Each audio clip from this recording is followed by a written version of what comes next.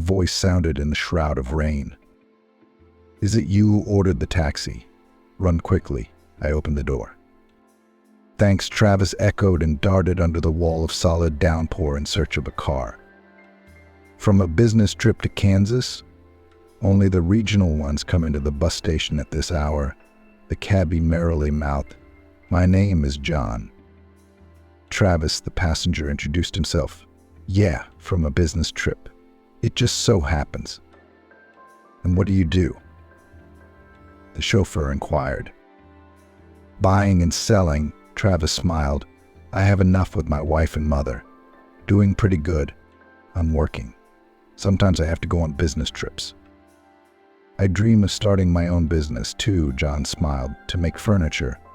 But there you need machines and startup capital. So that's what I'm doing for now. But in general, I'm a carpenter by vocation." "Yeah, that's what you all say," Travis smiled, not realizing he'd hit a nerve. "You're probably not the biggest businessman either. If you don't drive your fancy car back, you take a taxi."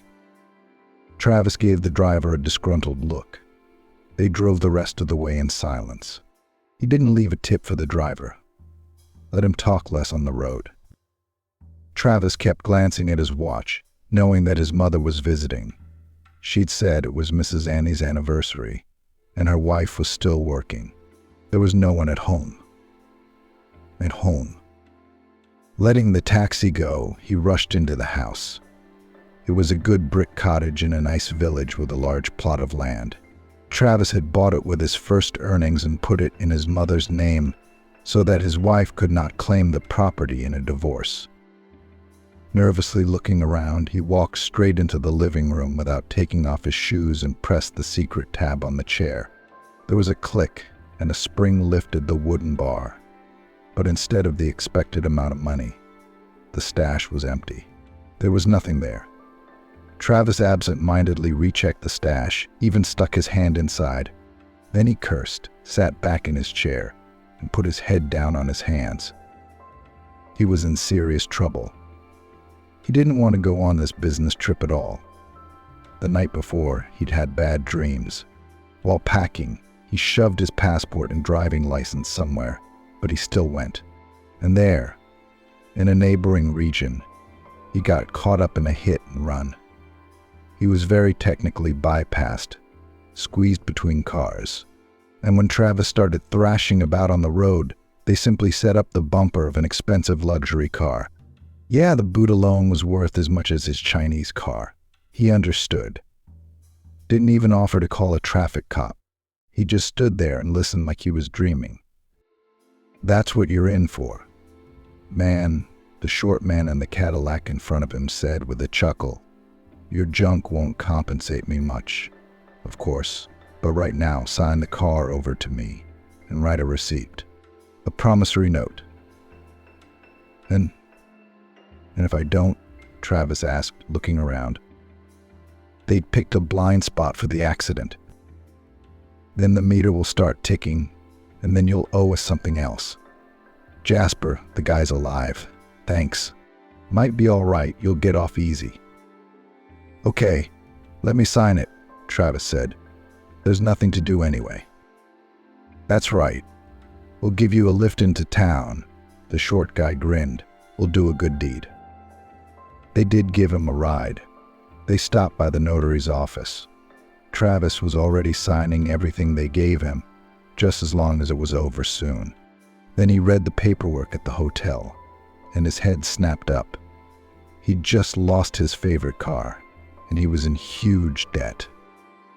There was only one small chance to make things right. But to do that, he had to go home. Travis sighed and started looking for a bus ticket to his hometown on the internet. He was counting on the help of his mistress's father, a criminal mastermind. In criminal circles, everyone called him Chief by sight, but in person they respectfully referred to him as Mr. Alex. This puny man seemed simple, but only until he was confronted by people who had the same interests. Travis had known Marion for about a year. She had been having an uncomplicated affair with him, begging for more and more expensive gifts. Without gifts, he had no reason to visit her. And if Travis was going to ask her father for help, he had to be prepared. That was why he'd relied so much on his stash in the armrest of the chair, a stash of cash that no one in the house knew about. At least, that's what he'd thought until that day. But now it appeared that he had been outfoxed, his money taken. Feeling a surge of rage, he sat down in a chair and waited for his wife to come home from work. Amanda, unsuspecting of the stash, was carrying a heavy bag of groceries. She planned to prepare his favorite stuffed cabbage for her husband's return from a business trip. Balancing her umbrella and bag with difficulty, she opened the door and saw her husband's shoes in the hallway. "Travis, are you home already?" she shouted cheerfully. "I'll get dinner ready in a minute." "What are you doing home so early?" "It just happened," Travis replied, barely containing his anger. "What are you doing home from work so late?" "I was just getting some kale. I didn't like it at one shop, but I'm still picking it out at the second shop. I'll make stuffed cabbage for tonight. Or are you very hungry? Maybe I should boil some homemade dumplings for now."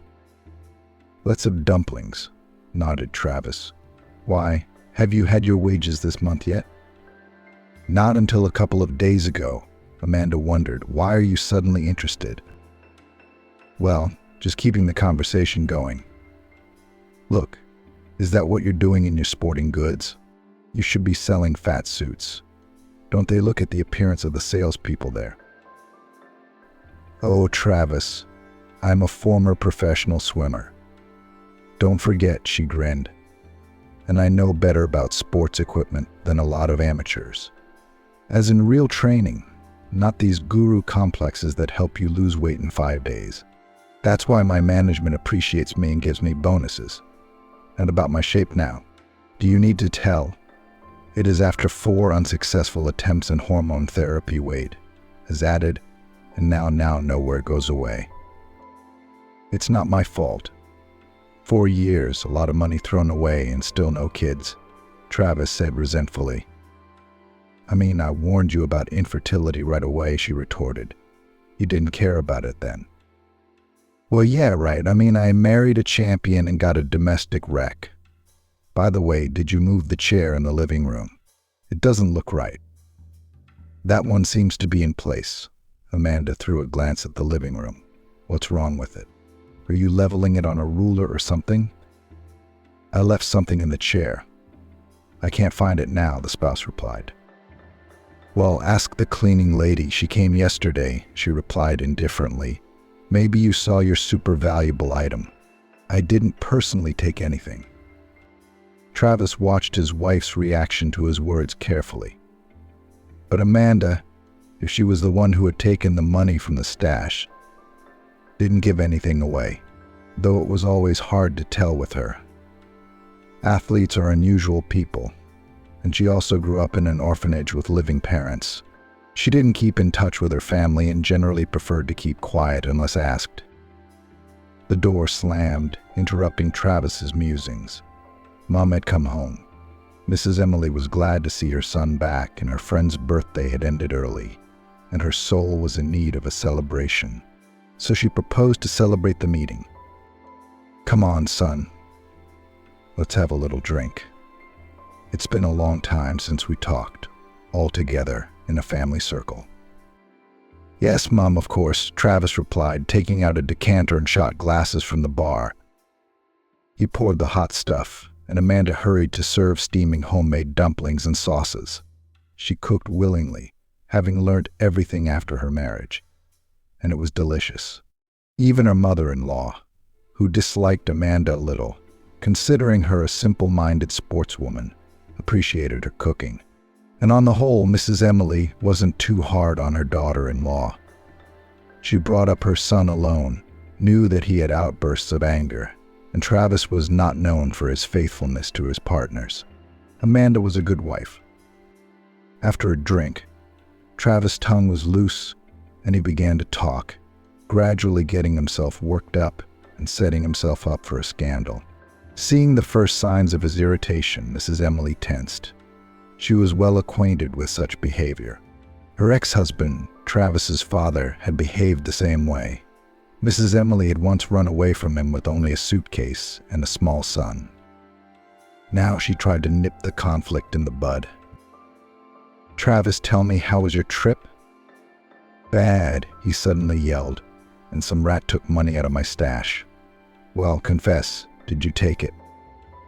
"No, I don't know anything about your stash at all," replied Amanda, to whom the words were addressed. "Come on, we'll get some sleep. You don't seem to be able to drink at all." "No way, give me my money," yelled the husband, clenching his fists, decided to rob me and get away with it. "Now you're going to go and charge me all the money on your card." "Are you crazy?" "I've never had such sums at home before." His wife threw back at him and got up from the table. She wanted to burst into tears, but she had to hold back her tears. She would not cry in front of her husband and mother-in-law. She quickly packed her bag, a skill they had learned at the sports boarding school for years. Then she threw on her jacket and hailed a taxi. She drove to Linda's house, the one she'd been at boarding school with. Travis sat at the table across from his mother and continued to drink. Mrs. Emily was already scaring Travis, but she was gently trying to steer him into thinking that Amanda was not to blame for what had happened. "Son, but think about it. Where would she get any money to look for? And she's not that bright." "There's a hiding place," her mother persuaded her. "I agree, she's simple-minded. But then who took it? The cleaning lady? She seems to be a checked aunt. Many years with us." "No, she couldn't," Mrs. Emily nodded. "But they came to check the pipes. Just yesterday, 2 men were going round everyone's rooms and down into the cellar. Could it be them? You should know that you can't find a hiding place in an armchair so easily. The thing is ancient, unique. I found out about this secret myself by accident. There's just people here for the first time in the house." Travis realized, tired, and finally drifted off to sleep. His mother's version of extraneous kidnappers didn't convince him much. Mrs. Emily listened anxiously to the receding footsteps and thought of the bizarre coincidence that she would not have gone into her son's hiding place. It was a last resort. Mrs. Emily knew of its existence, of course. She was the one who collected antiques and was quite good at it. The plan was to get the money she needed by selling the jewelry. But her trusted fence was out of town for a month. She didn't want to get in touch with random people, and money for expensive paid medical research was urgently needed. So she crawled into the stash, planning to get it all back by the time Travis returned. Except her son arrived too soon. Before she could put the stash back where it belonged, her innocent daughter-in-law was caught in the act. While Mrs. Emily was wallowing in regret, Amanda had already reached Linda's friend's house. She called from the taxi, who offered to stay with her for the time being. As she packed her things, Amanda told her what had happened. "I've been saying for a long time, your husband is weird." Linda grinned. "He's got a stash of money. He'd kill himself for a penny, and this is a fortune." "I don't know. It's a lot of money to me, too," she replied. "All right. I'll have to think about whether I should go back to him. We've got redundancies at work, too. Chain shops are closing. Optimization.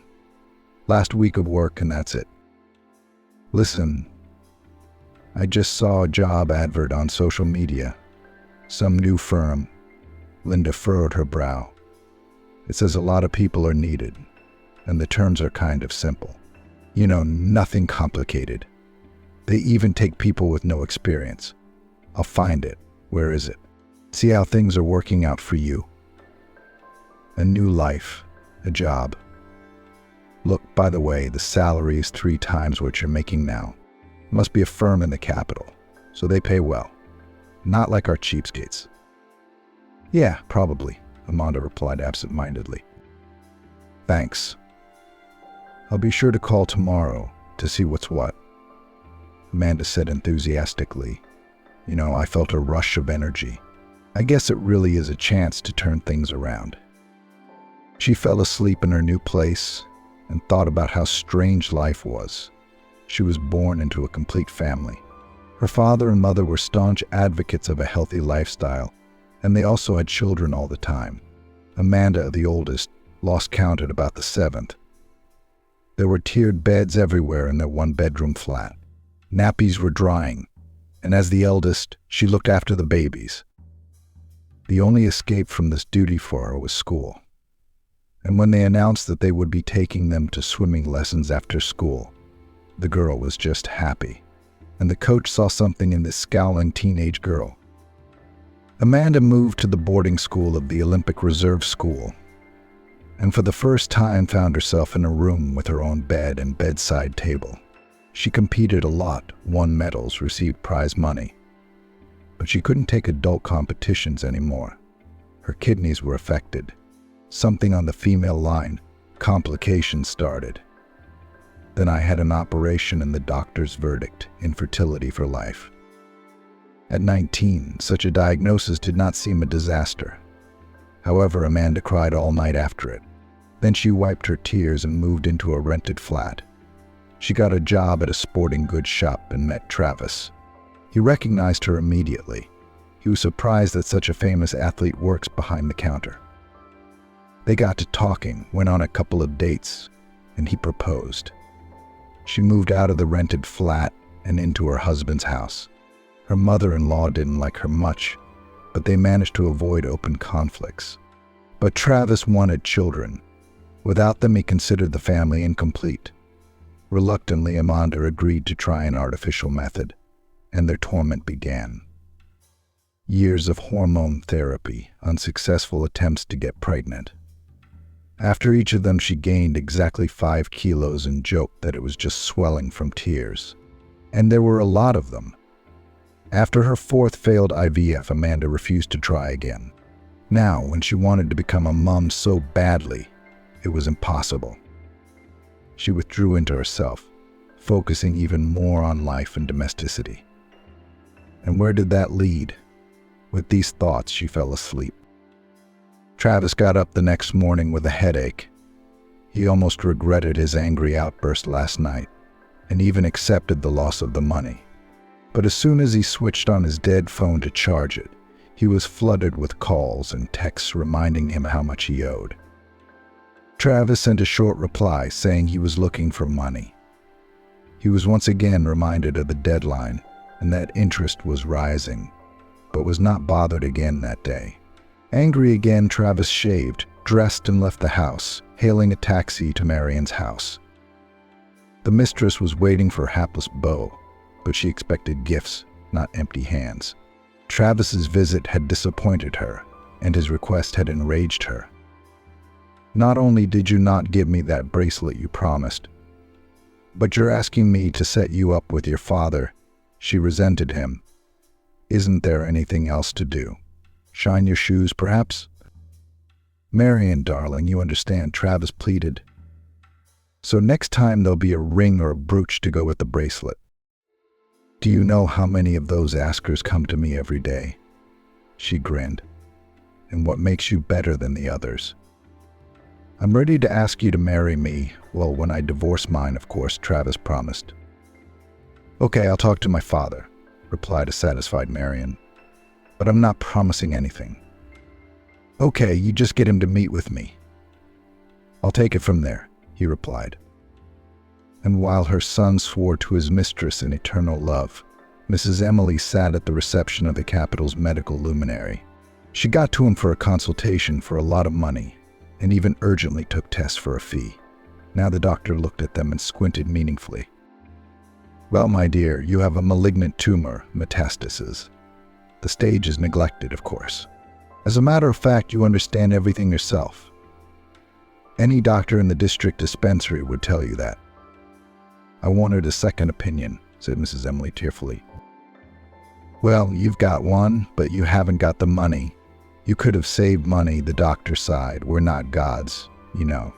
If even to operate, and I think that the time is lost. There's very little chance. Thank you for your honesty, Mrs. Emily replied, and walked out of the office. What she had been shaking her hands for and pulling the money out of her son's stash had turned out to be nothing. The woman had hoped that the paid examination would give a different result, and the tumor would turn out to be a mistake, a terrible accident. But now she had to live with the realization that it was forever, and she had very little time left. While his mother learned her diagnosis, Travis stayed with his mistress. She had already called his father, who was ready to receive Travis at his country house. They drove there in Marian's car. The girl was surprised but did not show it. In the country house, she took him to her father and disappeared into the corridors. The house was large, a real mansion. Travis looked around and dreamed of marrying his mistress. Marian's father received him quite warmly, listened to him, and said, "Shall we fix your case? I'll make inquiries, of course, but it's clear enough. It's the little fellow that's stirring up the water. We'll sort it out, kid, don't worry. You'll have to pay me back, though. How you manage?" "How much do you want?" Travis asked in a gray voice, feeling a chill run down his spine. "Nothing at all. As a future relative to come into your business, giving me a small share." "Well, sure," Travis cheered. "Yes, with a future father-in-law, I'm ready to run the business together." "Good. Deal. Consider your problems gone. We'll settle everything now, and only this. Let's rewrite everything at once. We'll call a notary, your lawyer and mine." "Sure, okay."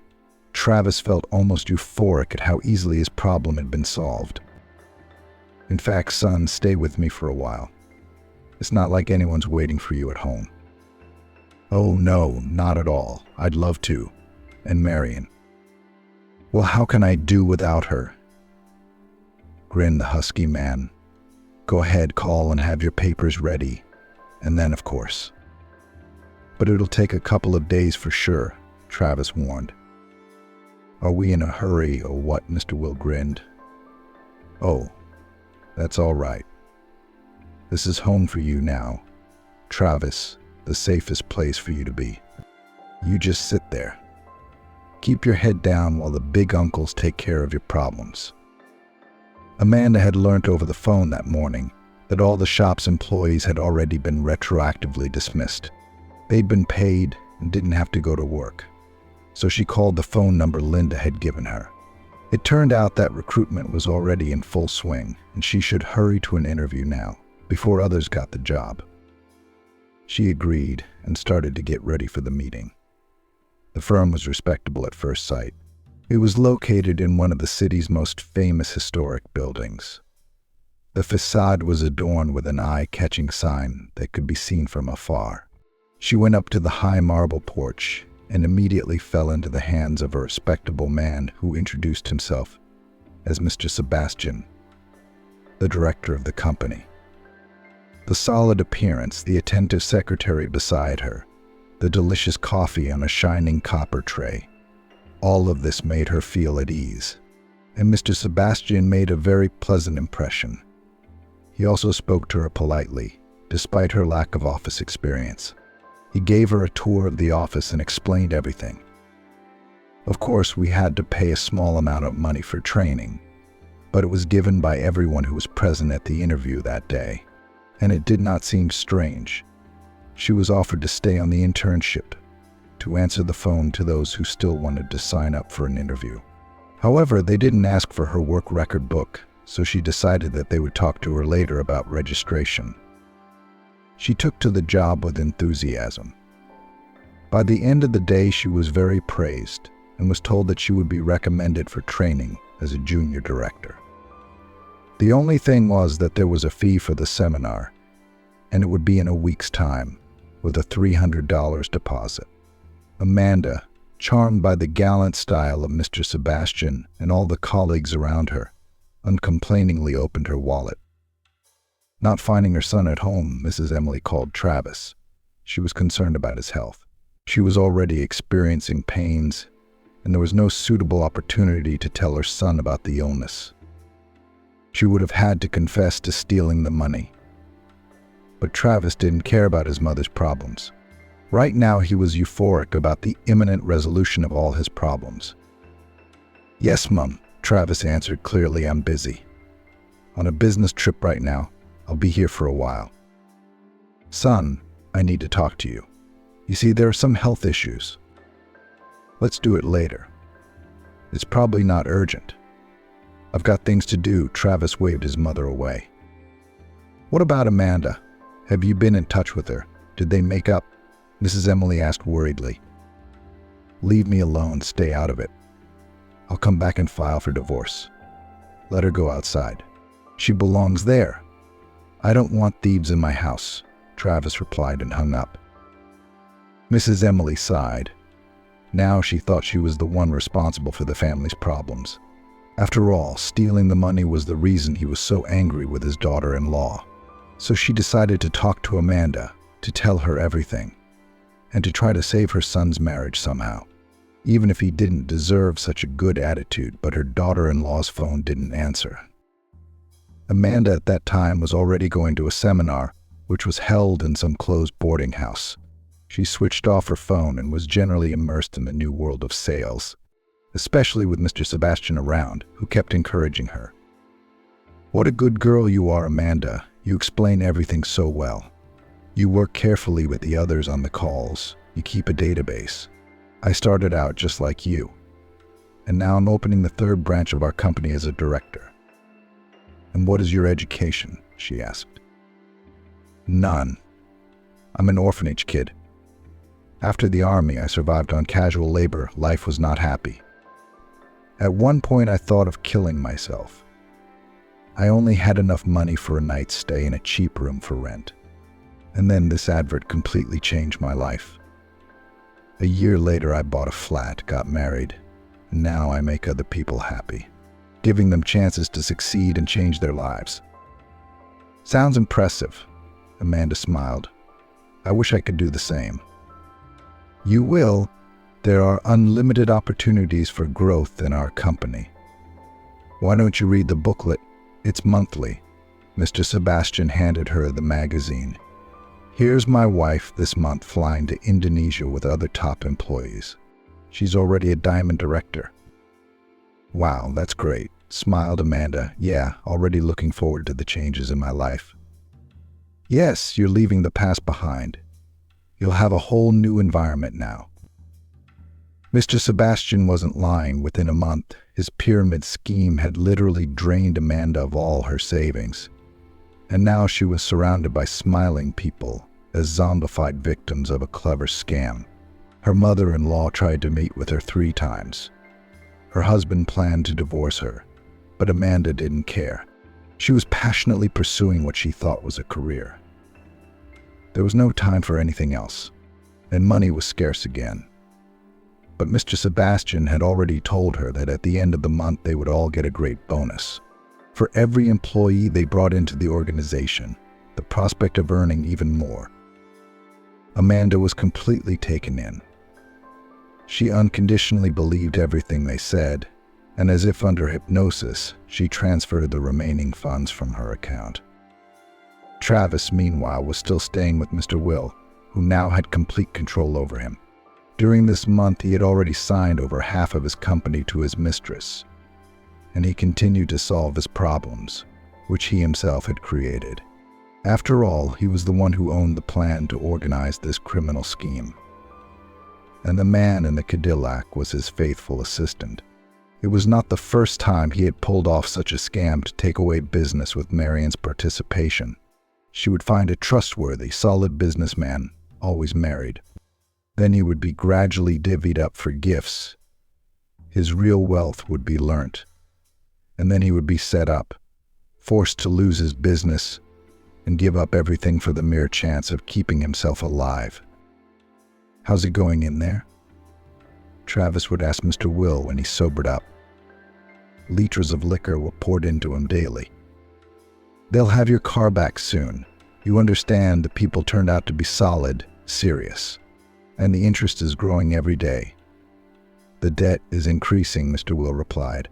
But you, kid, don't worry. We're already a family. You live with my only daughter. I won't give you any offense. Thanks, Travis smiled back. I understand, different area. It's hard to decide something quickly, you know? I'm so grateful in general, both for Marion and for the opportunity to live now."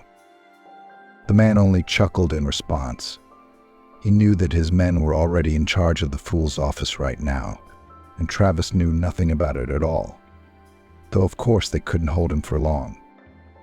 After sending Travis off to further relax in his luxurious pool, Mr. Will called Marion over to him. "Look, daughter, something about this guy is a little too talkative. Are you giving him enough time? He ought to be out of his mind by now." "Dad, but I'm trying," Marion replied capriciously, wrinkling her pretty nose. "Well, he's so nasty when he's drunk, it's impossible. There's big money at stake. Don't let me down," threatened her father, "or you'll go back to your mother in the slums. You'll sleep there again with the first man you meet. I got you out of there, we got you cleaned up, but I can send you back." "I understand. I'll do my best," her daughter replied, and left to entertain Travis. Amanda's mother-in-law, unable to wait for help from her daughter-in-law and son, continued to live alone in the house and felt increasingly worse. One day she started bleeding. Mrs. Emily called an ambulance, and she was taken to hospital almost unconscious. Amanda was at this moment standing with Mr. Sebastian at the bank branch, taking out a loan for him as his accounts were suddenly blocked. "Amanaka helps out. I'm only asking once. Let's pay the rent for the next 3 months. This is very urgent, and I can only trust you," Mr. Sebastian broadcast in an intimate whisper in her ear. "And as soon as the accounts are unlocked, we'll cover your loan immediately." "Good," Amanda complied as if hypnotized by her supposed employer. "You're a smart girl.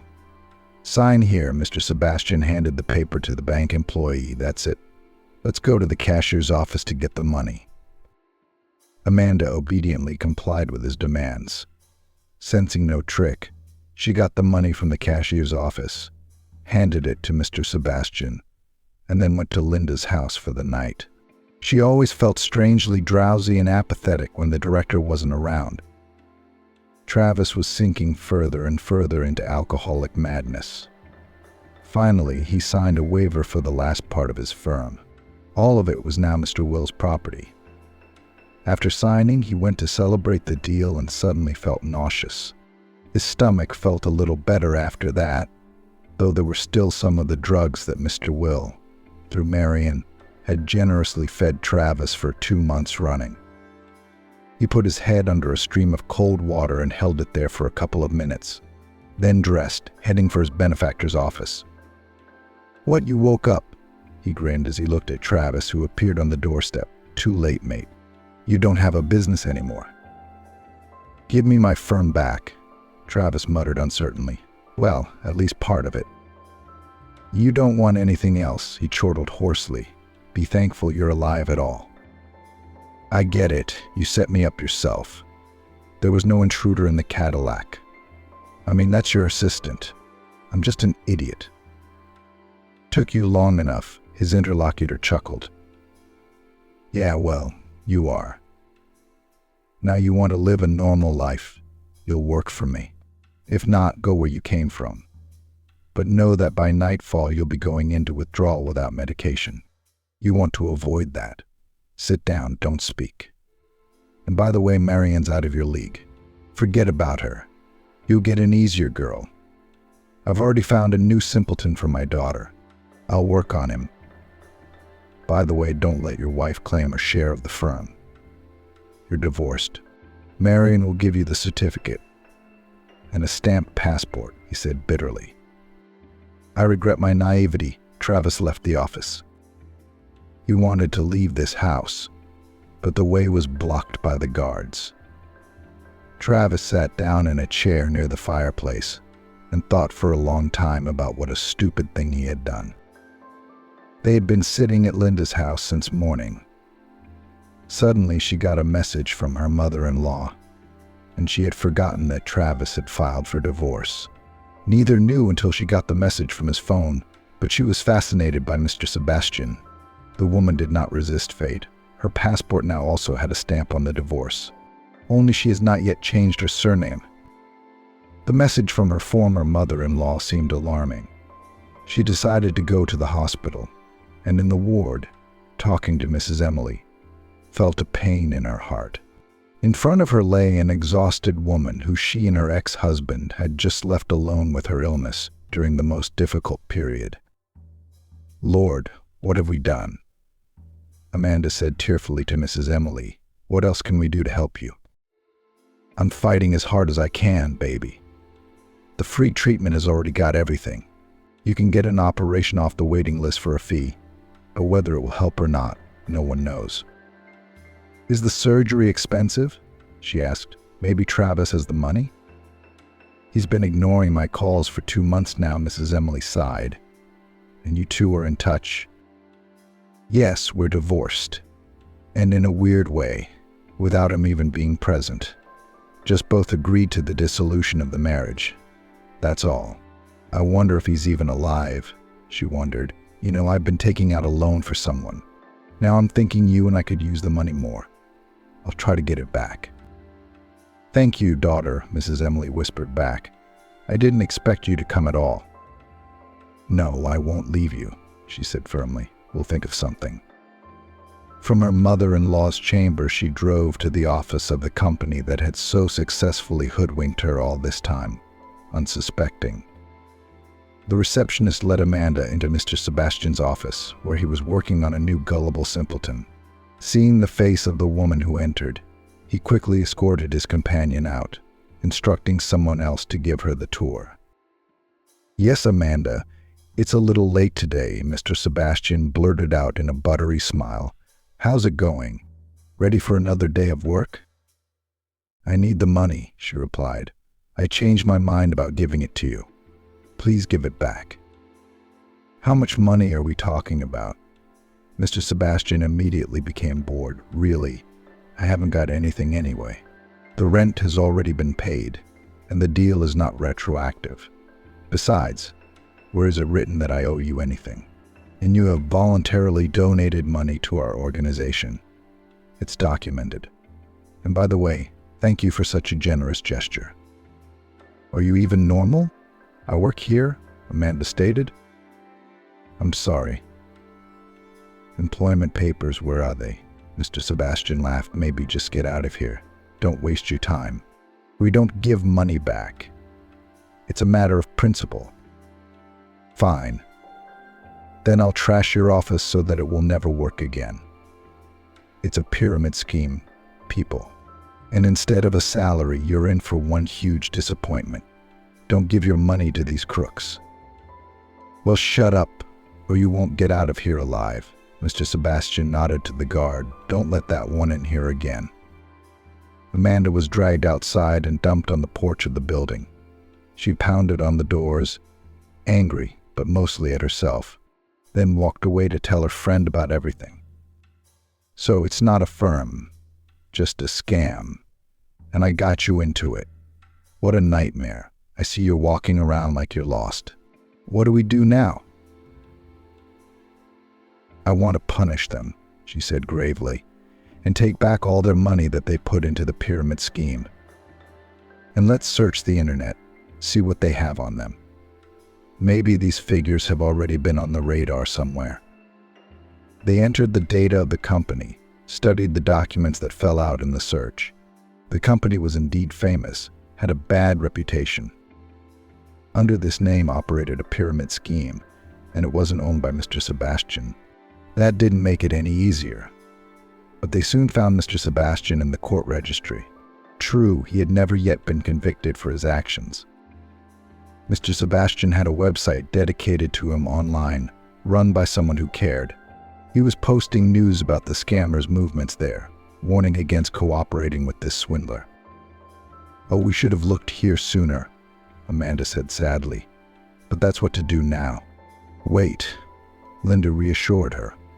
"Look, this site is run by an ex-cop. He detained this Mr. Sebastian, and then got hurt because of him and was fired." "And how does that help us?" Amanda asked. "Who thought this search was a waste of time? We need the money for the operation soon. Then it'll be too late. Look, There's an email address. Let's write to him, her friend suggested. It wouldn't be any worse. What if this Michael guy can actually do something to help? Look how many years he's been at war with that Mr. Sebastian guy. There's nothing to lose, she replied. Maybe something will actually work out. They wrote and sent an email outlining the circumstances. There was little hope, and they were going to go looking for work in the morning. But a reply came within an hour. The email included a phone number and a request to call. She immediately contacted the person.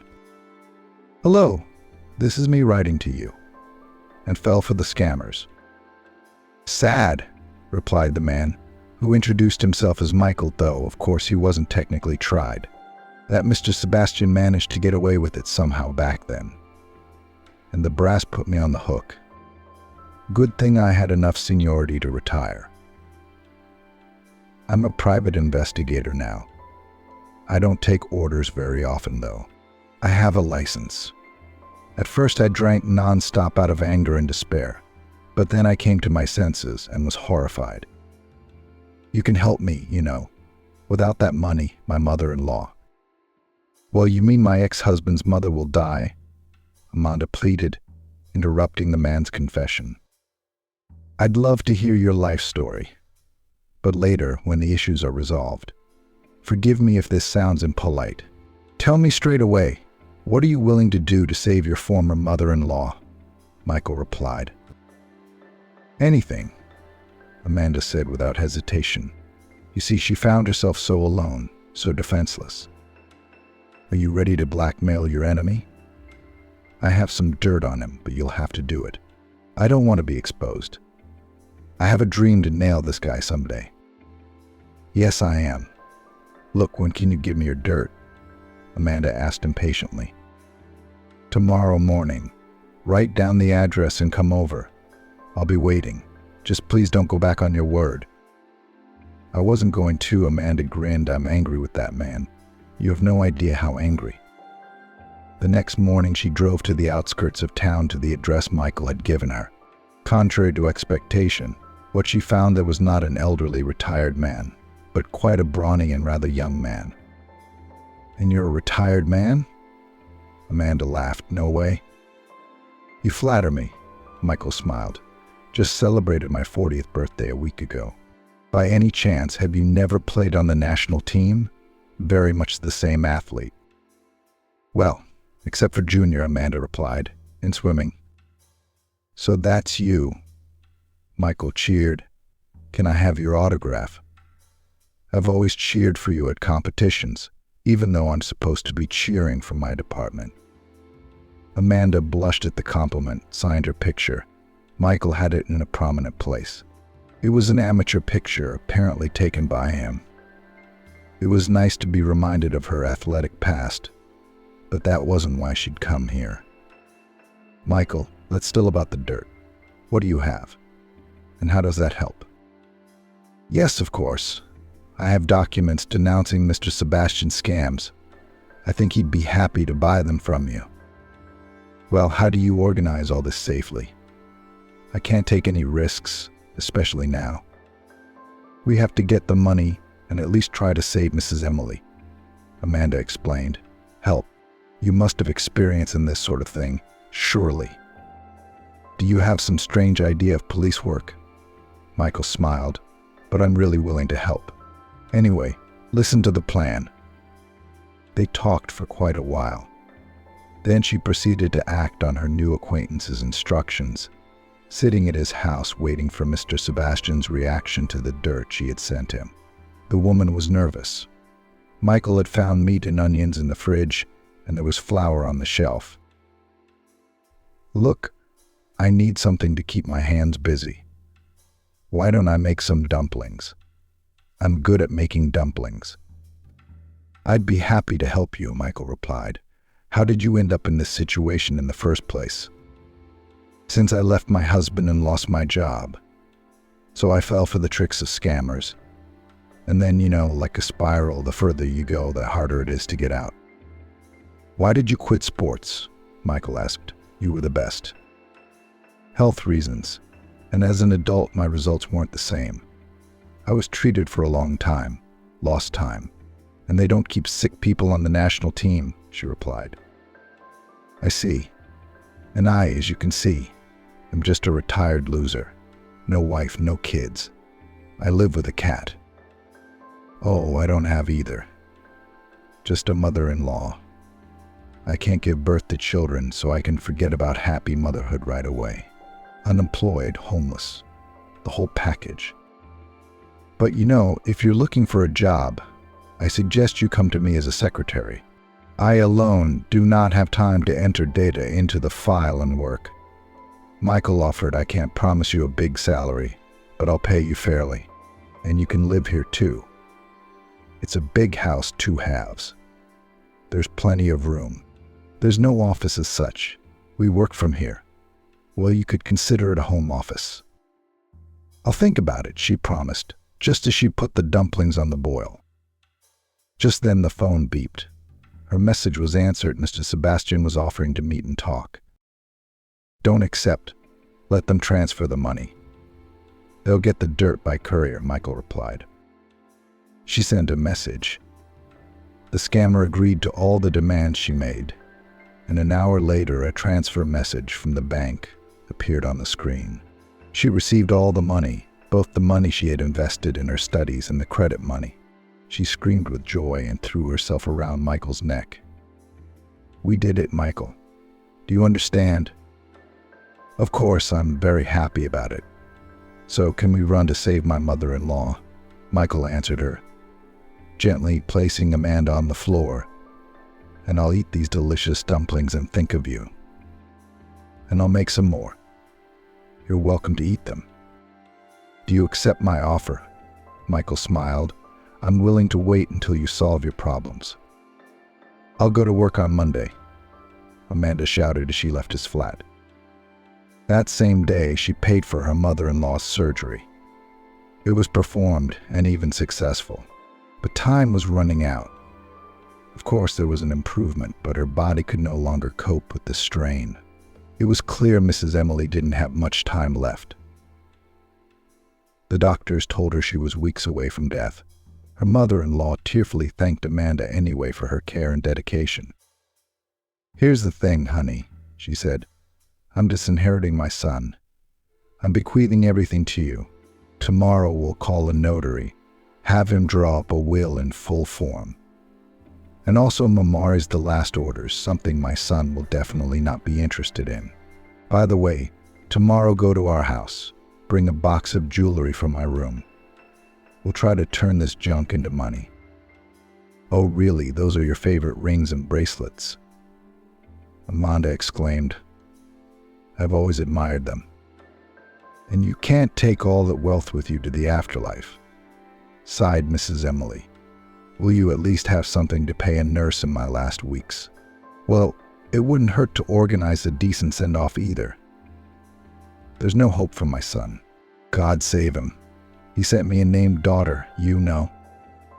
She cried and put her arms round Mrs. Emily. Together the women sat quietly for some time, discussing the coming change. The next day the will was drawn up. Mrs. Emily was moved from the hospital to a fee-for-service hospice. It was clear that the time that wasn't much left was better spent in dignified care. Travis, who had finally read his mother's messages, traveled to the hospital but did not find her there. His calls to Mrs. Emily were not answered. That's when the ex-husband contacted Amanda. What do you know that Mum is ill? I'm asking you. On top of that, she's gone somewhere. I can't find her anywhere. Mrs. Emily is in a hospice, she replied, and she doesn't have long to live. Ah, that's great. I'll sell the house. I need the money badly. I'm afraid there's going to be a problem with that. Your mum wrote a will. And who's the heir? Kelly, some of the nurses? No, me, Amanda replied quietly, so I'm sorry there's no way to sell the house. Have you got any nerve at all? Travis shouted into the phone. Give me the address of that hospice. I'm going to beat the hell out of my mother. I'll have her rewrite her will to her own son. What the hell is this nonsense? She never even loved you. Travis did go to visit his mother, but she didn't want to see him. She only agreed to talk to him on the phone, and even then she was absolutely adamant. "Travis, I renounce you," Mrs. Emily said sadly into the receiver. "I no longer have a son. A stranger turned out to be closer and more family than the one I gave birth to and raised." "Come on, I've only been gone a couple of months. Why are you being dramatic?" Travis shouted into the phone.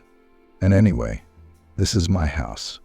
I only put it in your name so I wouldn't leave it to you in the divorce." "Well, you won't. I'll take care of it myself.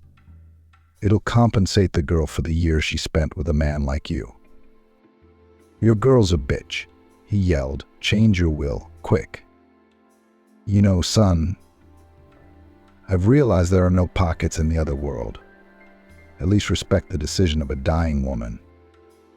All right, I won't stoop to a trivial fight over inheritance. But Mum, where am I supposed to live now?" Travis was indignant. "Are you leaving your own son penniless?" "What about the business? I helped you set it up once, didn't I?" Mrs. Emily inquired. "It's not mine anymore," Travis muttered. They ended the conversation, and a month later Mrs. Emily quietly passed away in her sleep. Amanda kept her mother-in-law's most favorite jewelry. They were what the woman wore at the moment of parting. Travis refused to come to the funeral, saying that the deceased has heirs. Let them handle all the formalities. Amanda didn't argue with that. She had fulfilled all her promises. Amanda stepped happily into her new life with Michael's house and their shared work. It turned out there were plenty of responsibilities for a secretary at his private agency. All this month she'd been creating a case catalog and client database. She felt confident at the computer, and Michael's presence at her side made it easy to understand even the most complicated handwriting. A month later, they were practically inseparable and talked about everything. Michael had even confessed his feelings to Amanda, but there was still one thing she didn't know. "How do you feel about children?" Michael asked her one day. "Are you ready to be a mom?" "Look, I've been through this before," Amanda sighed. "There's no more hormones in trying to get pregnant." "That's not what I'm talking about. You see, I have one unfulfilled promise in my life. As a matter of fact, I once shot a man, a thug, while apprehending him. But that doesn't change anything, does it? He was ready to surrender at the time, and I shot him. Anyway, I'd already served my time for all that, and I drank a lot. I thought I'd go mad, and I went to the orphanage and made amends as best I could." "What do children have to do with it?" Amanda asked, perplexed. "What have they got to do with the real gangster?" "That's what I'm telling you. He had a son, practically a newborn at the time. Then his mother died, and the boy ended up in an orphanage. He's still there. I wanted to take him in, but they don't give them to single men. They said if he was a family man, no problem." "So what, you're suggesting we adopt the kid?" Amanda asked. "No. Well, I'm not opposed to it at all. I'm just not really sure how it's all going to work out yet." "Well, first we have to get signed," Michael smiled. "Will you marry me?" "Yes, I will," Amanda nodded in response. "Just let's dispense with the bouffant dresses and all that." They applied. At the same time, Amanda entered into an inheritance and then put the house on the market. Contrary to promises, Travis did not challenge his mother's last will. Now he himself lived in Pavlov's house and was one of his most loyal assistants. And he had heard about Michael's reputation and did not want to make such an enemy. The house where she lived with her ex-husband unexpectedly quickly went under the hammer, and for a good price. She put the money in the bank. Now she had financial insurance, and soon she and Michael were husband and wife. At the ceremony, besides the newlyweds, were Linda and Michael's best friend David. After the ceremony, they sat in a cozy cafe and separated. Amanda and her husband went to the orphanage. She couldn't wait to meet Thomas. That was the name of the boy they planned to adopt. The children were out for a walk when they arrived. Brightly colored jackets and hats flashed here and there. Michael turned his head, trying to see where Thomas was, but he couldn't find the boy. He saw him from a distance and ran towards him. The boy jumped and hung around the man's neck. "You've been gone so long. I miss you terribly. And who is this, your girlfriend?" "That's my wife. We got married today," Michael replied. "And we want to ask you if you'll be part of our new family." "She's okay with that." The white-haired, funny-looking kid, who looked like a fungus in his huge hat, hesitated. "What if she doesn't like children? Have you checked?" By the way, her name is Amanda." The woman interrupted the silence. "And you're Thomas, aren't you? Let's get acquainted." He stepped closer to her, took a long look at her face, and then suddenly embraced her. Amanda hugged the boy back and cried, but she couldn't stop. At that moment, her heart was melting with tenderness. "What, are you going to be my mom?" a serious Thomas asked her. "It wouldn't work otherwise, would it?" Of course, she smiled. "We'll have it real." Thomas turned to his friends and shouted at the top of his voice, "Look, it's my dad and mom." Jumping up and down, he dragged Michael and Amanda around the grounds, showing them everything he knew and loved. The bright beds of autumn flowers, fading but still beautiful, the steep slide that the children were screaming down, the fat cat near the dining room. Amanda walked along, smiling and nodding, unable to believe her happiness. This boy seemed to erase her sad past with his presence and gave her hope for the future. The formalities took some time, but 6 months later, Thomas, who officially had the status of an orphan, became their son. Another 6 months later, she realized that she was constantly vomiting. A visit to the doctor revealed that they were expecting a child, despite all the negative predictions. Amanda turned out to be pregnant. Thomas was eagerly awaiting the arrival of his baby sister.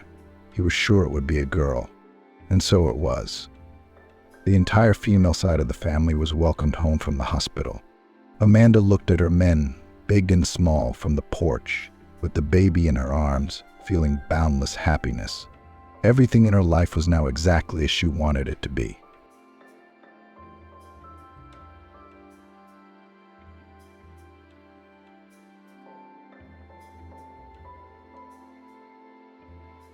Hurrying to catch the last bus, Tiffany saw the girl.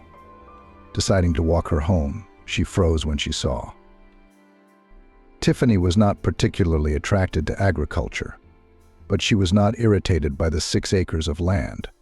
She had a cooperative nature, especially when it came to the interests of people close to her. It had been her mother's hobby, but since Tiffany loved it, she'd learned to find joy in going to her home. It was good that the dacha was not far from their home. If you go light, it was quite possible to get there in half an hour, for example, on a weekend in the summer. In the morning grip, it was even pleasant to make a walk. However, it was not necessary to make a march. Public transportation came to the rescue. A surprisingly long bus route ran past the massif, connecting the railroad station with a large factory almost on the border of the city. Such a neighborhood turned out to be very fortunate. After all, in a sense, the modest plot, which in the past years had been particularly difficult for the whole country and their family in particular, became a real salvation. Whether it was so coincidental, or whether the quarrel between mom and dad was a consequence of the events that took place, but only the man filed for divorce. All his numerous relatives, who used to often go to them on occasion, and what is much more often, without reason, as if completely forgot the way to the hospitable apartment of Tiffany's grandparents. The girl once overheard a conversation between adults and realized that her father is not only that the car and garage for himself left behind, so also part of the other property would not mind to get. Only failed dacha and apartment allocated to the grandmother. So after the divorce, greedy former tongue did not get a centimeter, The offended man paid a tiny alimony, and with Tiffany meetings did not look for meetings, crossed out of his life, as if he did not have a daughter. The girl was unpleasant, right up to tears, but she realized that her sobs upset her loved ones, so she carefully hid her sadness. The family had shrunk dramatically to Tiffany, her mom, and Peter's grandparents. One had to move on with life. Visiting the fazenda and struggling to harvest crops were perhaps the most effective ways of coping. They grew potatoes, cucumbers, and carrots on 6 hectares. Since they no longer had a car, it would have been much more problematic to transport the crops home without a bus. And so they carried home even tomatoes, which did not always have time to turn red in the fleeting summer heat. The green fruits, after the usual household processing in the kitchen, were transformed into a wonderful salad that livened up their meager menu. Under the guidance of her grandmother Maggie and her mother, the very young Tiffany peeled the carrots required by the recipe and hummed a simple song about the evergreen tomato and the magical land of lemonade. Thinking back, the woman marveled at the optimism of the adults in her family. They showed it even in their darkest moments. Soon after Tiffany's father divorced her mother, there was such a sad period when there was no money in the house at all. The father completely, including child support, disappeared from his daughter's life a few years after the divorce. The grandparents and mom worked at the same factory. And there, as luck would have it, wages were delayed, severely delayed. After a few months, the money from the modest savings melted away. Tiffany realized that her relatives were protecting her, trying to shield her from excessive involvement in adult problems. However, it was impossible to ignore the fact that store-bought sweets and even her favorite cheap sausage, which turned into a bizarre funnel after cooking, were almost absent from the table. In an effort to be helpful, Tiffany ran around the neighborhood, collecting bottles in a bag sewn by her grandmother. Then the girl turned in fines, because for clean glassware in the reception center paid a little more, and bought home bread or something else necessary. For a short period there were problems with transportation. Buses stopped following the schedule because their number on the line was drastically reduced. As a result, it became almost impossible to squeeze into the cabin with bags, so Grandpa Peter designed 2 handy maneuverable bag carts. The one that was larger in capacity, the man most often drove himself, and when for some reason could not go to the dacha, always warned. "Girls, how will you go home from the farm? Take a cart and load these." The smaller cart was usually driven by Nina, Tiffany's mom. And when the load was not too heavy, she entrusted it to her daughter. In this way, together and supporting each other, they overcame all difficulties. By the time Tiffany got her passport, she had become disillusioned with almost everything male, and taking her mom's maiden name, became Lucina after her grandfather Peter. He alone was a real pillar in their little family. Resourceful, optimistic, humorous about the most difficult situations, Grandpa Peter managed to always and everything in time, and never once reproached his daughter Mary for not keeping his marriage with her husband. Tiffany had often thought lately about the fact that her parents had split up when her mother had been almost as old as she was now. In some ways, their fates were similar. Tiffany's marriage, too, had crumbled like a sandcastle under the onslaught of fleeing waves. However, she and her husband Victor had no children. It was consensual at first. Although Tiffany was already 26 years old, they decided to live for themselves. Then somehow abruptly Victor got involved in a career race, and it so happened that he, successful and purposeful, was carried away by his colleague, the same energetic and ambitious. 3 years of calm and outwardly prosperous marriage was defenseless before passionate passion. However, this turn of fate, Tiffany did not consider this tragedy. After quite civilized divorces passed almost 2 years, and even a slight regret, perhaps, not left. It was much more difficult for the fragile mother.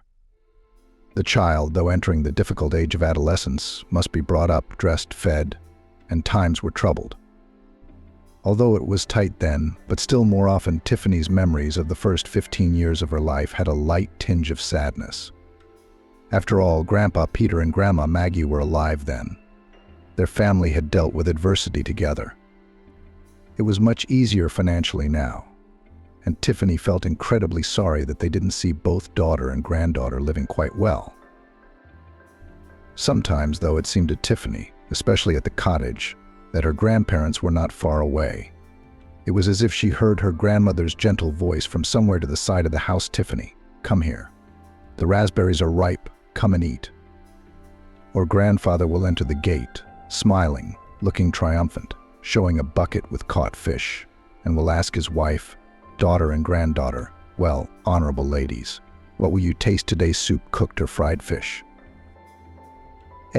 How many pleasant things were associated with the cottage. Now it has partially lost its role as a food base. Potato plantation reduced to a few bushes, just to eat young boiled tubers with dill, and gave way to a flower bed. Of course, there were still beds for tomatoes and cucumbers, but the crop was now mostly fruits and berries. Most importantly, though, it was easy to find a peacefulness to which sadness was mixed in the small plot, where probably every handful of earth was familiar. Tiffany and her mother also enjoyed going to the cottage, but it had been 2 weeks since her mother had been in a sanitarium at her daughter's insistence. The ordeal of her youth had taken its toll. Yesterday on the phone, her mother asked her to pick berries, water the plantings, and deal with the weeds that had surely grown. And Tiffany had allotted the second half of Wednesday without objection to go to the cottage. She left work early, as there was nothing urgent, and set off. Tiffany picked currants, weeded the cultivated plants, watered the plants, and filled containers with water. When she was tired, she took a bite of the bun she had thoughtfully brought with her and made a morsel, the best way to fight the heat and fatigue, much better than a sweet, cold drink. She lay down to rest for a while and suddenly fell asleep. Tiffany's awakening was swift. The transition from summer twilight to a velvet night was certainly a pleasant moment, but only if one had time to enjoy it. Right now, that luxury was beyond the woman's reach. The clock on her smartphone screen mockingly suggested that she had to hurry, or the last scheduled bus would leave for home without her. In that case, either she would have to take a walk at a time not too suitable for that, or spend the night at the dacha. Then she would have to rush home on the morning bus, leave the harvest and fly to work on the wings of responsibility. Tiffany quickly put the harvest in her bag and hurried to the bus stop. A woman was in a hurry, and when she saw a skinny little girl sitting on a bed of huge tires near one of the lots, she passed by. Tiffany took a few steps, but a vague realization prevented her from going any further. An elementary school-aged child alone had no business being outside. Tiffany was familiar with the owners of this lot since they had purchased it, so she could definitely say she'd never seen this little girl before. Of course, the girl could have been brought in for a visit and just out for a walk. But the dark windows of the cottage made it clear that it was empty. Either everyone was sleeping there, having forgotten about the little guest who had gone for a walk.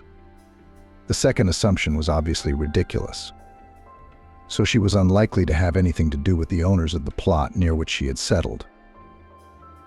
Even in the not very bright light of the lanterns that chased the darkness out of the cottage, the girl's unhappy look indicated that she had been caught up in some difficult life situation. Of course, Tiffany became alarmed.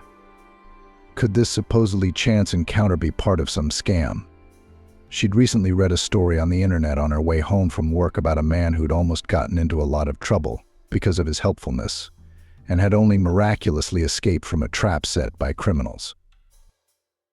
No, the woman firmly rejected suspicions of the girl's involvement in fraud. Of course, the possibility of criminal background of her appearance in the dacha remained, and Tiffany's intuition was screaming, "This little stranger needs help." Mentally brushing aside her fears, the woman turned and asked, "Are you expecting someone, or are you lost?" The girl shuddered and said, "Excuse me, but I need help. I went into the bus. There were a lot of people. I wanted to pay the fare. I didn't have my wallet in my bag." Here's the revised text with the sequel. "I had my school pass and money in there. They even took out my cell phone, the girl continued. It's a simple push-button phone, but it still hurt. I tried to explain to the conductor that I must have had all my valuables taken from me in the crowd. She got mad and told me to walk. So here I am, walking to the dachas. I turned around to wait out the heat. Tried to ask for money, but no one will give me any. Tiffany sat down next to the girl on the tire and asked, "Where are you going?" Judging by the address the girl had given her, she had to catch a bus to the city center, just like Tiffany. The woman didn't hesitate and commanded, "Come on then, let's go faster. I'll pay your fare." The girl was incredibly excited and, taking one of Tiffany's bags of berries to help, kept saying thank you on the way to the bus stop. Soon the woman and the girl were already sitting in the stuffy salon, and the stranger asked, "You me, please, your phone number dictate. I'll memorize it and return it to you later." Tiffany looked closely at her companion. Her initial assumption that she was about 7 years old had been wrong. She was clearly older by her judgment, the way she constructed her phrases. The woman smiled. "Don't worry, I won't be poor. What's your name, girl?" "Janie," she introduced herself. "Nice to meet you." "I'm Tiffany." "Well, we meet again. Maybe we should let your family know that you're okay and that you're on your way home." Janie lowered her head and confessed, "Thanks. But I don't remember my mom's phone number by heart." The woman noticed that her companion, apparently tired from the day's worries, was falling into and out of sleep, and she put her shoulder to her. "Don't be shy, rest. I'll wake you up before your stop." The girl, desperately holding back a yawn, asked again, "Do you have farther to go?"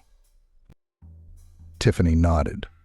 She didn't want to make the girl feel uncomfortable by explaining that she had decided to walk her straight home and hand her over to her relatives. The central city neighborhood where Auberine was headed was too dubious. There, old houses growing into the ground, neighbored with new high-rises, and the tenants, according to media reports, were being resettled in improved neighborhoods. The townspeople, of course, understood that the former residents of the center found themselves literally on the outskirts, and the most intransigent were simply squeezed out by unfavorable circumstances to an unprofitable resettlement. Wooden houses regularly flared up like matches, making room with minimal cost to the developers. Occasionally, as she drove by, Tiffany noticed that many of the buildings were vacant, or more likely were havens for antisocial elements and hooligans. Of course, the woman was uneasy, but it was unwise to walk the streets of the neighborhood with a girl at this late hour. Auberine trustingly nestled into the shoulder of her unexpected patroness as she passed her bus stop. Tiffany sighed, realizing it would be a while before she could return home because of her good gusto. After sending her mom a text message saying goodnight, she thought about everything and nothing. Thoughts about work were replaced by thoughts about the need to arrange her personal life, and then switched to thoughts that by Friday, with the established heat, planting at the dacha would be difficult. Finally, the bus brought Tiffany and Auberine to their desired stop. After a short walk down a nearly unlit street, the girl stopped at a ramshackle cottage. Before Auberine could even get the key out, the door swung open. A woman in a stretchy t-shirt and tight shorts and bicycle shorts came out and started yelling. "What are you doing, Auberine? Where's the money your father gave you? I called him and I know you left him, and I thought you'd run away after you'd made a fortune. I thought I'd put out a bolo." Behind the shrieking woman came a group of skinny children, a girl about the same age as Auberine, a boy a little younger, and a tiny little girl who crawled after the older ones. Auberine began to ramble on and on about the situation she was in. Tiffany froze, unable to say anything or even move. Dumbfounded by what she saw, Tiffany wanted to turn around and walk away, but her legs felt like they were stuck to the pavement. The woman shouting at Auberine was very familiar to her. It was her former best friend and now nemesis Laurel Gordieva. Years ago, she had separated Tiffany from Damien, her first strong love. Now, from the height of her age, Tiffany realized she shouldn't have shared personal secrets with Laurel. But back then, at the tender age of 16, she believed in an unbreakable friendship and was embarrassed to discuss sensitive topics with her mother and grandmother. Laurel learned from Tiffany herself that Damien insisted on intimacy, arguing that they would definitely get married when his beloved turned 18. So what did it matter when they became intimate? Tiffany was almost in agreement. The guy's arguments seemed convincing, and she was ready to forget the moral principles instilled by her older relatives. She kept humming the naive popular song about the airplane in love, the lines of which accurately described her story, "I love you, Damien." Tiffany wanted a guy who didn't doubt her feelings. The only hitch was wanting to make the first time something special, which made the preparations take longer. But while she doubted and planned, Laurel acted. As a result, a little embarrassed, Damien, who came to the date, announced to Tiffany that he was dumping her. "Understand, it's not about you. You're a great person, and you'll easily find your happiness." He said something else in the same vein, but the girl didn't seem to hear. Then she turned and ran, not noticing the puddles under her feet. Of course, Tiffany rushed to Laurel, hoping for support and advice on how to get her boyfriend back. But instead of sympathy, she heard the hard truth. Tiffany remembered Laurel telling her, "Tiffany, Damien and I are together now. I happen to be expecting a child with him. You don't take offense, okay, with that announcement?" It was as if Tiffany's entire upbringing had evaporated. She could hardly remember a tenth of what she'd said to her friend who'd become an ex-girlfriend overnight. But people who stabbed her in the back were a nightmare to forget. Luckily, Damien's father was in the military. Thanks to that, the traders hadn't been in town long. Laurel had already left with a noticeable belly on her normally slender figure to follow her lawfully wedded husband, Damien. Tiffany tried not to think about the insolent trader and the despicable friend. For a long time, she kept away from the male sex, communicating only dryly and only on business, except for her mother and grandmother. Tiffany calculated that it had been 15 years since that bitter 17th year. That was how long she hadn't seen Laurel or Damien, and she purposely changed the subject whenever someone she knew started talking about them. Catherine, accidentally meeting Tiffany on the street, once tried to talk to her. However, the proud girl said she had to run away. Catherine then, according to rumors, went to her daughter, but Tiffany did not care, only to never see or hear about the traitors again. The girl suffered, experiencing everything deep inside herself, and only her future husband Andrew was able to melt the ice in her heart. He conquered with politeness, care, the ability to reason on various topics. Tiffany responded to his advances, realizing that the emergence of sympathy influenced the fear of being a lonely old maid after the betrayal. Tiffany married Andrew, probably only because he was the opposite of Damien, both in appearance and in character. But still, their life together didn't work out. Tiffany was about to leave, but suddenly Laurel turned her attention from the nearly crying Oberyn to her and shouted just as loudly, though more joyfully, "Tiffany, oh shit, that's right, Tiffany, it's you. I'm looking at you, I'm looking at you, I'm looking at you, I'm looking at you, I'm looking at you. And you're still beautiful. Good for you. You haven't changed much, but you look a little tired. Come in. As if you're not my dear, come in." Barely knocking down Oberyn, who was standing in front of Tiffany, Laurel grabbed her old friend by the wrist as she was holding her bags and pulled her inside the house. Come in. Hurry up and sit and talk. It's been so long since we've seen each other. I have 4 children already. How about you?"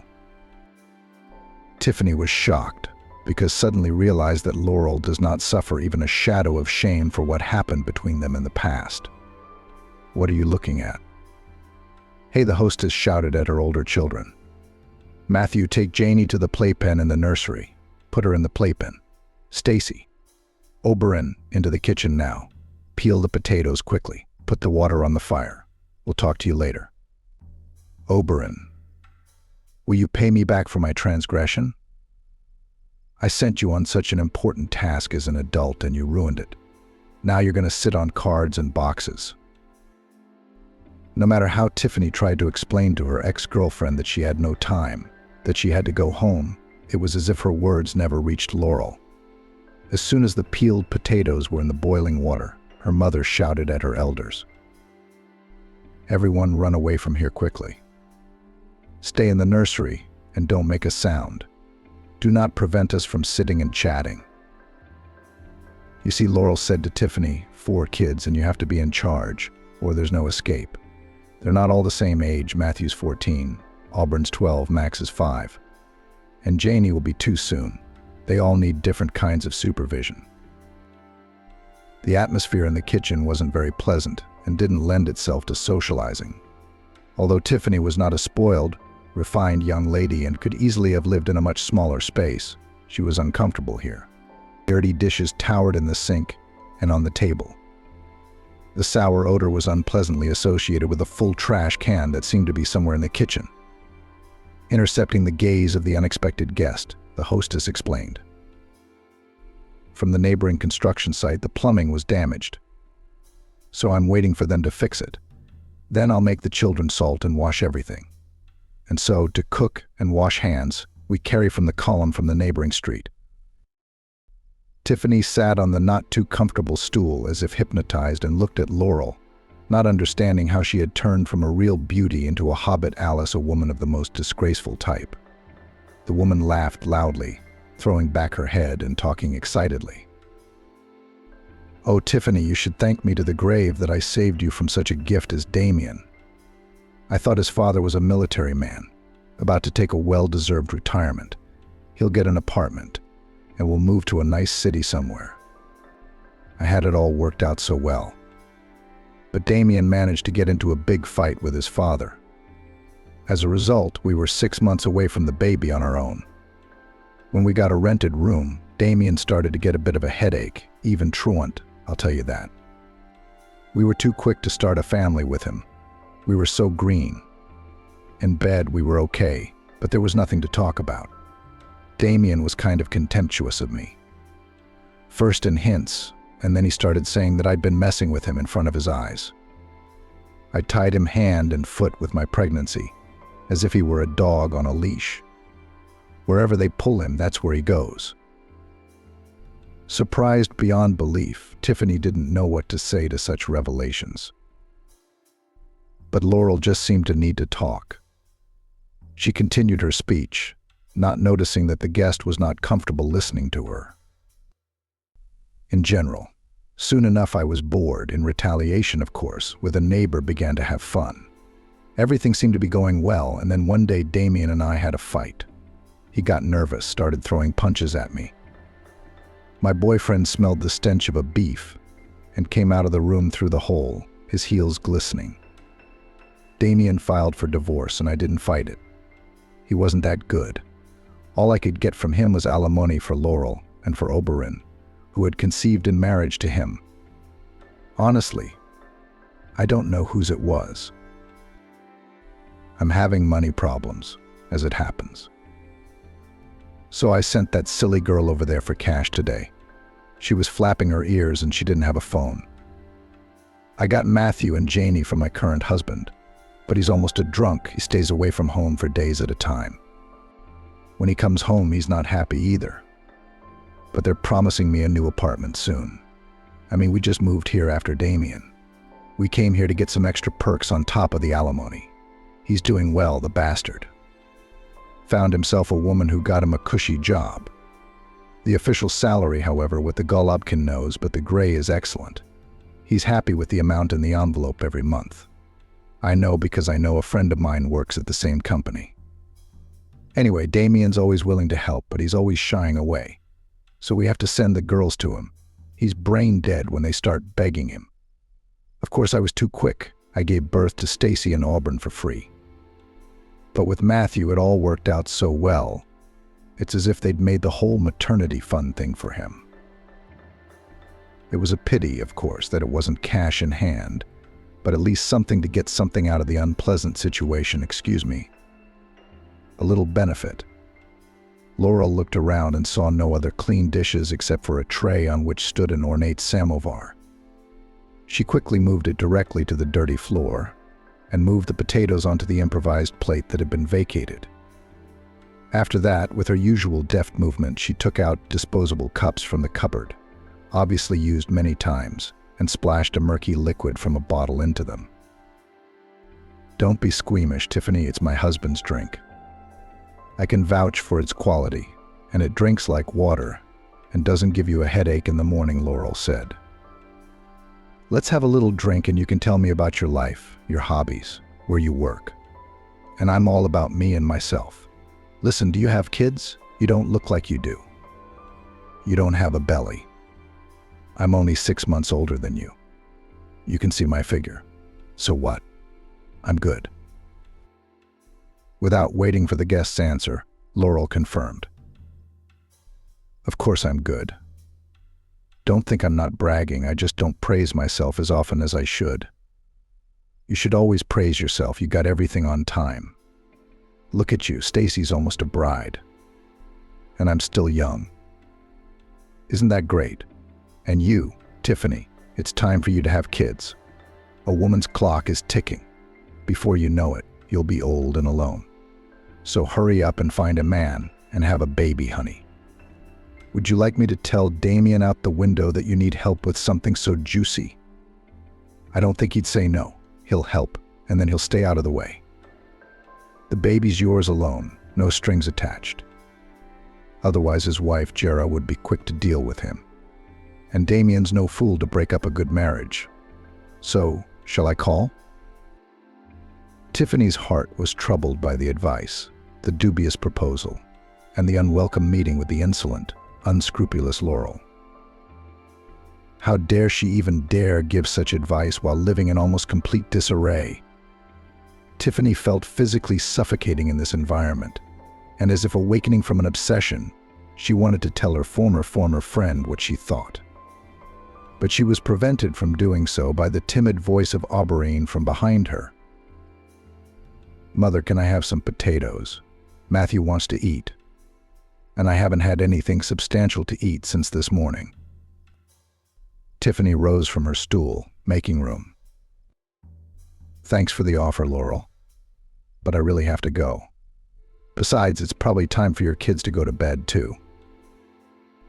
Laurel was clearly unhappy that her youngest daughter had interrupted the party. Tiffany noticed that her former friend was barely restraining herself from being rude. Bags of harvested crops stood around the doorstep. Feeling a strange sense of pity, Tiffany pulled out the purse with her keys and wallet that was lying nearby and said, "These, Laurel, are vitamins for your children. Goodbye." The woman left the house of her former friend and, reaching the nearest tree, leaned against the trunk growing on the sidewalk. Memories surged in messy waves, filling her thoughts. How she'd hated Laurel and Damien back then, wished the worst for them. Now by chance she could see how the traders lived in poverty, but she felt no joy. I felt sorry for the children first and foremost, and I didn't feel sorry for Damien and Laurel, whom she had once thought up the most painful punishments for. Tiffany called out to the girl, catching up with her. "Oberyn, you still haven't given me a phone number. Please, here's a piece of paper and a pen. Write it down for me." Tiffany had no desire to communicate with anyone related to Laurel, though. She, tired and mentally drained, complied with the girl's request. Auberyn smiled, flashing her white teeth in the semi-darkness, and asked, "May I, when I have a phone again, call you sometimes?" "I will." Tiffany nodded and advised, "Go home, Auberyn. You've had a rough day. Eat and go to bed." The girl waved her hand and ran home. Tiffany waited until the door closed and hurried to her house. The late hour left no chance of public transportation still running on the city streets. She had to leave the neighborhood filled with construction sites and hurried to get to her own apartment so she could finally rest from the unexpected events. Surprisingly, The woman felt calm, as if a guardian angel had spread its wings over her. After reaching home and taking a shower, she went to bed. Whether because of nervous tension or because of the prolonged vacation at the cottage, but sleep did not come to Tiffany. She counted sheep and used other techniques, but nothing helped. The events of the past came back to her mind, mixing with each other. Tiffany couldn't understand if Laurel had never felt guilty about having crossed the line of decency. Of course, there was no telling how her relationship with Damien would have turned out, but there was a chance it might have been a good one. Maybe they'd have children too. A separate cause for excitement was the fact that the traders now lived in the same city as her. Although it was large, the likelihood of chance encounters increased. The devil dared me to linger at the dacha and then notice the sad girl and help her. If I had known in advance whose daughter Oberon was, I would have passed by or just given money for a ticket. It's true. You can't do good without doing evil, Tiffany thought. With the accompaniment of such disturbing, provoking thoughts, she finally fell into a restless sleep. It was still a cool early summer morning, but it looked like it was going to be another hot day due to the sudden work troubles. Tiffany hadn't even remembered the meeting the night before. But in the evening, during the traditional phone conversation with Maggie's mother, the woman's sadness, again caused by the unpleasant impressions of meeting her ex-girlfriend, had returned. "I'll tell you everything," Maggie said flatly. "Daughter, you've grown up to be a wonderful, merciful person. But remember, when you lend a helping hand, it's important to dodge the kick of gratitude. Tiffany, I'm begging you, please don't feel sorry for Laurel. She chose her own fate. It's not your fault she has 4 kids now. You gave them vitamins, and that's enough. Don't show acts of support even for the children and feel sorry for Laurel. It's not their fault, of course, but you should stay away from such arch traitors who sacrifice their friendship for their own happiness. If I understand anything in life, it's that Laurel could hardly have changed for the better. Forget about her and don't think about her. What if she shows up? Send her away. It's a shame you gave her daughter your phone number. But I understand. You're tired. You're confused. It's okay, though. If Laurel has the nerve to call, block her number, and that's it. The less you talk to people like that, the better. You can't expect anything good from a sneaky traitor." Tiffany promised her mom that she would never respond favorably to Laurel's attempts to get close again, and she calmed down a little. Indeed, personally, her Tiffany was clear before her own conscience. She had helped the girl unselfishly, from the heart. And that was the end of it. Perhaps if she had known that she would run into her former friend while walking her home, she would have parted ways with the girl on the street corner and just watched her walk through the door. However, things happened the way they did, and thus there is no need to speculate as to what the if only would have been like. Moreover, no responsibility for Laurel's children is imposed on her by this act. She, Tiffany, is not an angel, a saint, or blessed. She will certainly not be able to forgive the betrayal of even 15 years ago. Nor, of course, is she going to take revenge. No need to dirty her hands and conscience. And she is sick, to be honest. At first it was so painful that it was hard to breathe. But she had endured, survived, restored herself, pulling herself out from under the rubble of her great and bright love. Tiffany had no desire to socialize with people who had suddenly popped up out of the past. Maggie's mother returned from the sanitarium, and the sincere joy and mutual love of seeing a loved one reigned again in their little friendly family.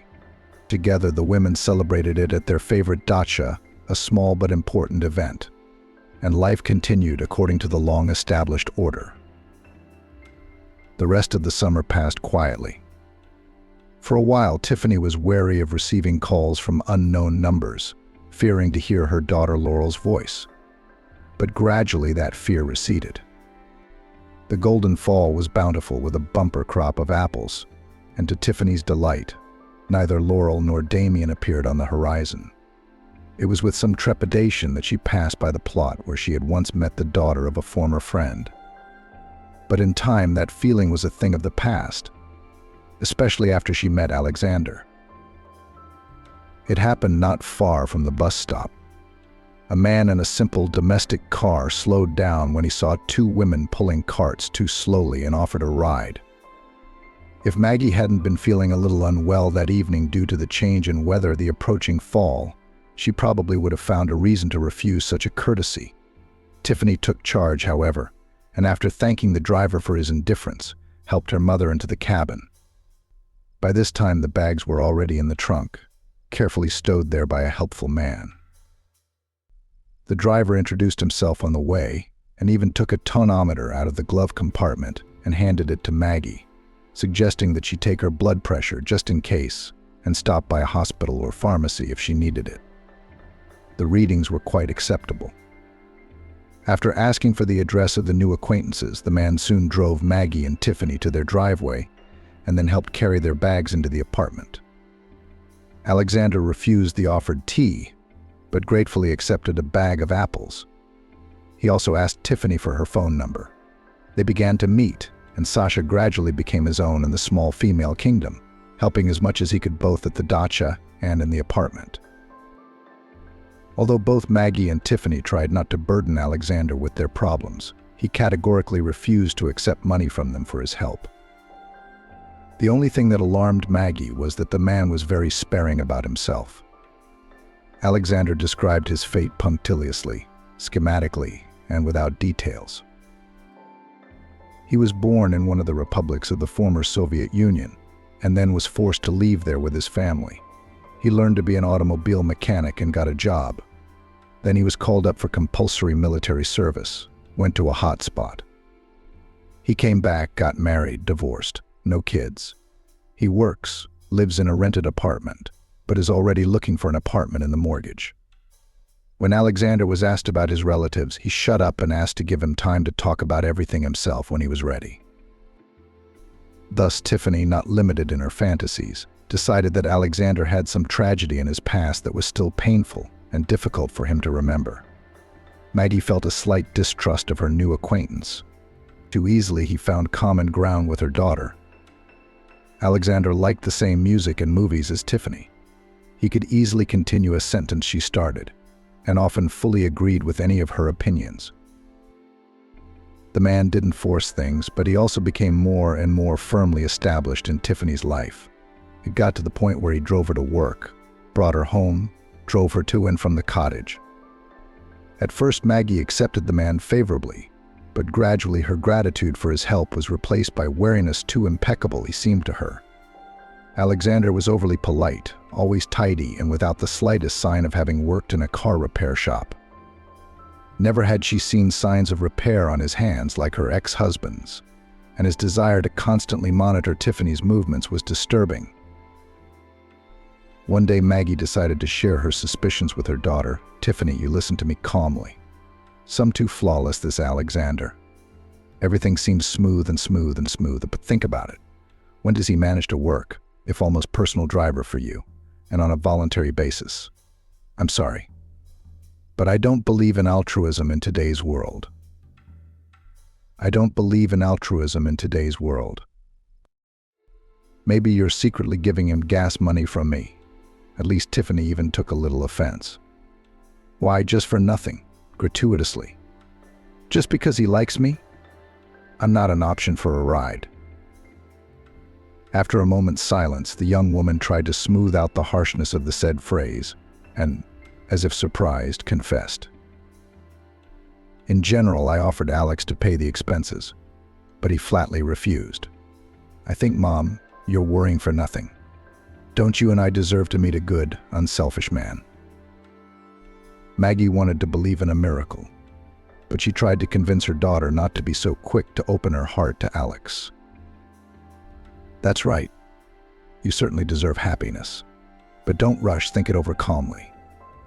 After all, Alex does not show any details of his life, any emotions about the situation in the past and present. When I begin to question him, he evades answers or says what we have already heard from him, as if an actor who has studied his role and adheres to it without any improvisations. Not once has he snapped, not once has he said anything unnecessary. Okay, I understand it can be hard to remember the war, but otherwise, why is he so reserved?" Tiffany only grumbled at such a claim. "Mom, I can't get enough of you. Remember about Andrew? You told me he was too loose? Alex is reserved, a little verbal. And you're not like that again." Maggie wasn't glad she'd had this conversation with her daughter, and she certainly hadn't expected it to lead to a fight, splitting their understanding, which had seemed unshakable. Tiffany retreated to her room, showing that she had no intention of continuing this conversation any further. And her mom wondered.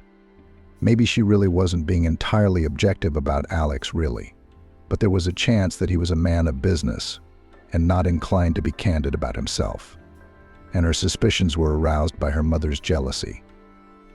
No, Maggie decided, I would no longer interfere with my daughter's relationship with her chosen man, but I would keep a close eye on him, so as not to miss any alarm bells. Maggie pondered, so what if Tiffany is already in her 4th decade? To me, she'll always be my favorite little girl, the one I'll always protect. The woman's doubts hadn't disappeared, but now she stopped troubling her daughter with her speculations. No matter how Maggie felt about Alex, she couldn't help but admit that it would have been much more difficult to prepare the cottage for winter without his help. The man diligently fulfilled all the requests and even made reasonable suggestions. He clearly had experience in this kind of work. But Alex again gracefully evaded answering the question about where he had learned all the wisdom of dacha management. About a week before the festive New Year's Eve party, the man brought a slender fir tree with fluffy short needles to Tiffany's apartment, explaining, "I thought that you grow all sorts of flowers at the cottage yourself, and it would be silly to give their Dutch counterparts." And kind of more thematic, Tiffany tucked the fragrant beauty into a vacant corner and asked, "Why do you have to give flowers today?" Which of course are less spectacular than a Christmas tree. There was a touch of resentment in Alex's voice. "How is it, Tiffany, that you don't remember that today is exactly 3 months since we met so casually but happily? It has become a very important event for ME.3. Tiffany was confused.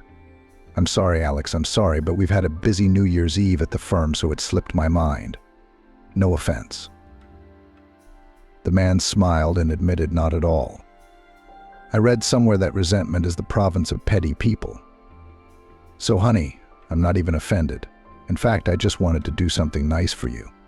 And since there was a Christmas tree market on the way, I thought a tree would be perfect." Maggie, listening to the conversation between her daughter and her boyfriend, was ashamed of her doubts about Alex. He sounded very convincing. Besides, the man had quietly agreed to spend the holiday with Tiffany and her mom. Part of Maggie's suspicions that Alex was married had been planted. Would a family man be so easily excused from being at home at a set table with his relatives? Hardly. On the festive evening, Alex gave Maggie a beautiful shawl in the Pavlov-Posadzki style, and Tiffany presented her with perfume. 15 minutes before midnight, the man asked for some attention and made an unusually long speech for him. "Dear Maggie and Tiffany, in the past year, the most significant event for me was the chance encounter I had with you. And I think it was the greatest good fortune of my life. In fact, it was only because of you that I realized what true family support and the warmth of home means. I would love to see Tiffany enter the coming year already in her new status. I'm sorry I'm worried." The man touched, then turned to Tiffany and her mom. "Maggie, please, your daughter's hands. Believe me, she'll have no reason to be displeased with me. Do you mind?" Maggie looked questioningly at her daughter with happy eyes that sparkled brighter than the lights on a Christmas tree, and shrugged. "I think, Alex, it's worth asking Tiffany's opinion as well. Whatever she decides is the way to go." Alex nodded in agreement with the woman's words, pulled a box out of his pocket, and opening it, showed it to Tiffany. "Let me put it on for you as a token of our engagement." Tiffany smiled shyly, holding out her hand to the man. Maggie wiped the corners of her eyes, trying not to smear her mascara. At the party table, Alex began to suggest options for the celebration. I think it makes sense to choose a wedding date closer to summer, sit in a cafe, and then go on vacation to your Maggie, wonderful dacha, partly thanks to which our acquaintance took place. After that, frankly, I'd like to go to the seaside for a week or so. How would you feel about that? Tiffany, will you be able to get a vacation this summer? Tiffany glowed and was already mentally calculating what period to ask her bosses for. Then she suddenly realized. Mom, how are you going to deal with the cottage in my absence? Maggie waved her hands. Oh, don't worry about that. Dacha should be a pleasure, not a chore. Plan your holiday as you see fit. By the way, Alex, we should probably notify your relatives about such an important event and get to know them in general. It wouldn't hurt. It was obvious from Alex's pale face that Maggie had touched on a sore subject, but he replied, Alas, I have no one to introduce you to. I'm sorry, but this is a somewhat sore subject for me. I'm going to go to the landing for some air. The man left the table, and Tiffany whispered indignantly to her mother. Why did you have to ruin Alex's mood? Everything was going so great. He seems to have some unpleasant memories of the loss of his loved ones. You and I have talked about this before, haven't we? Maggie began to apologize. Daughter, I didn't mean to offend Alex. That's it. I won't ask another question.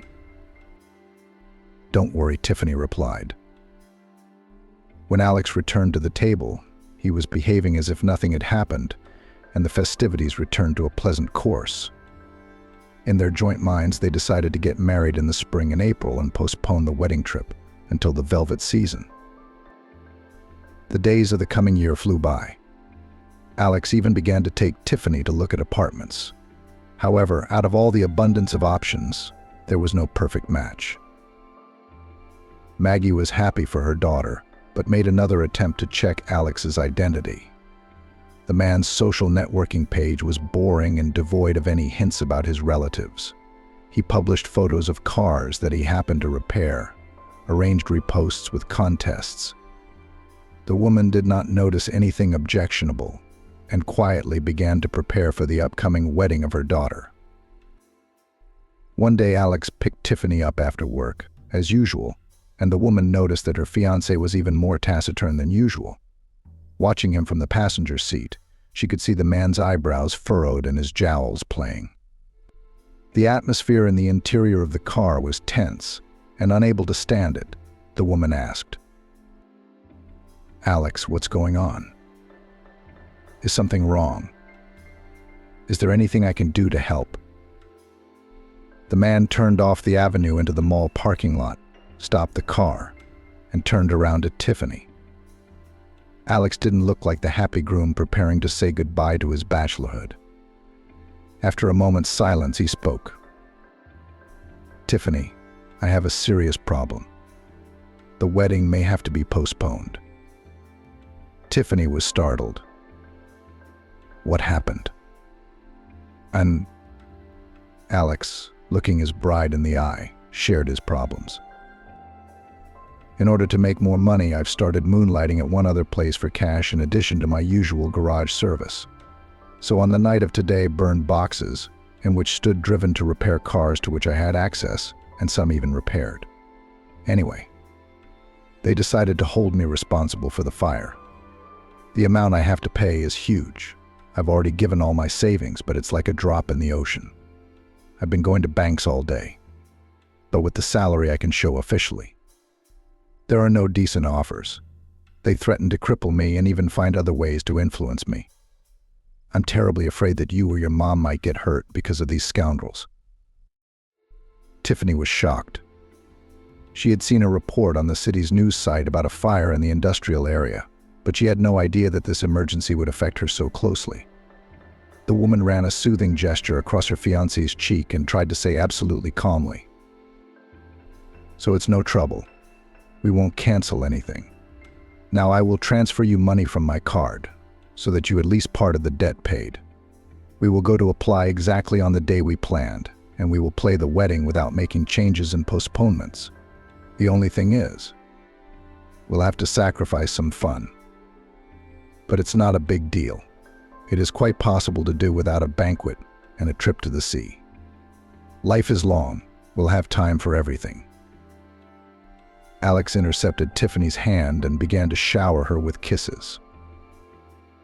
Thank you, sweetheart, for your support. We'll see. Maybe the insurance company will figure it out and the claim against me will be dropped.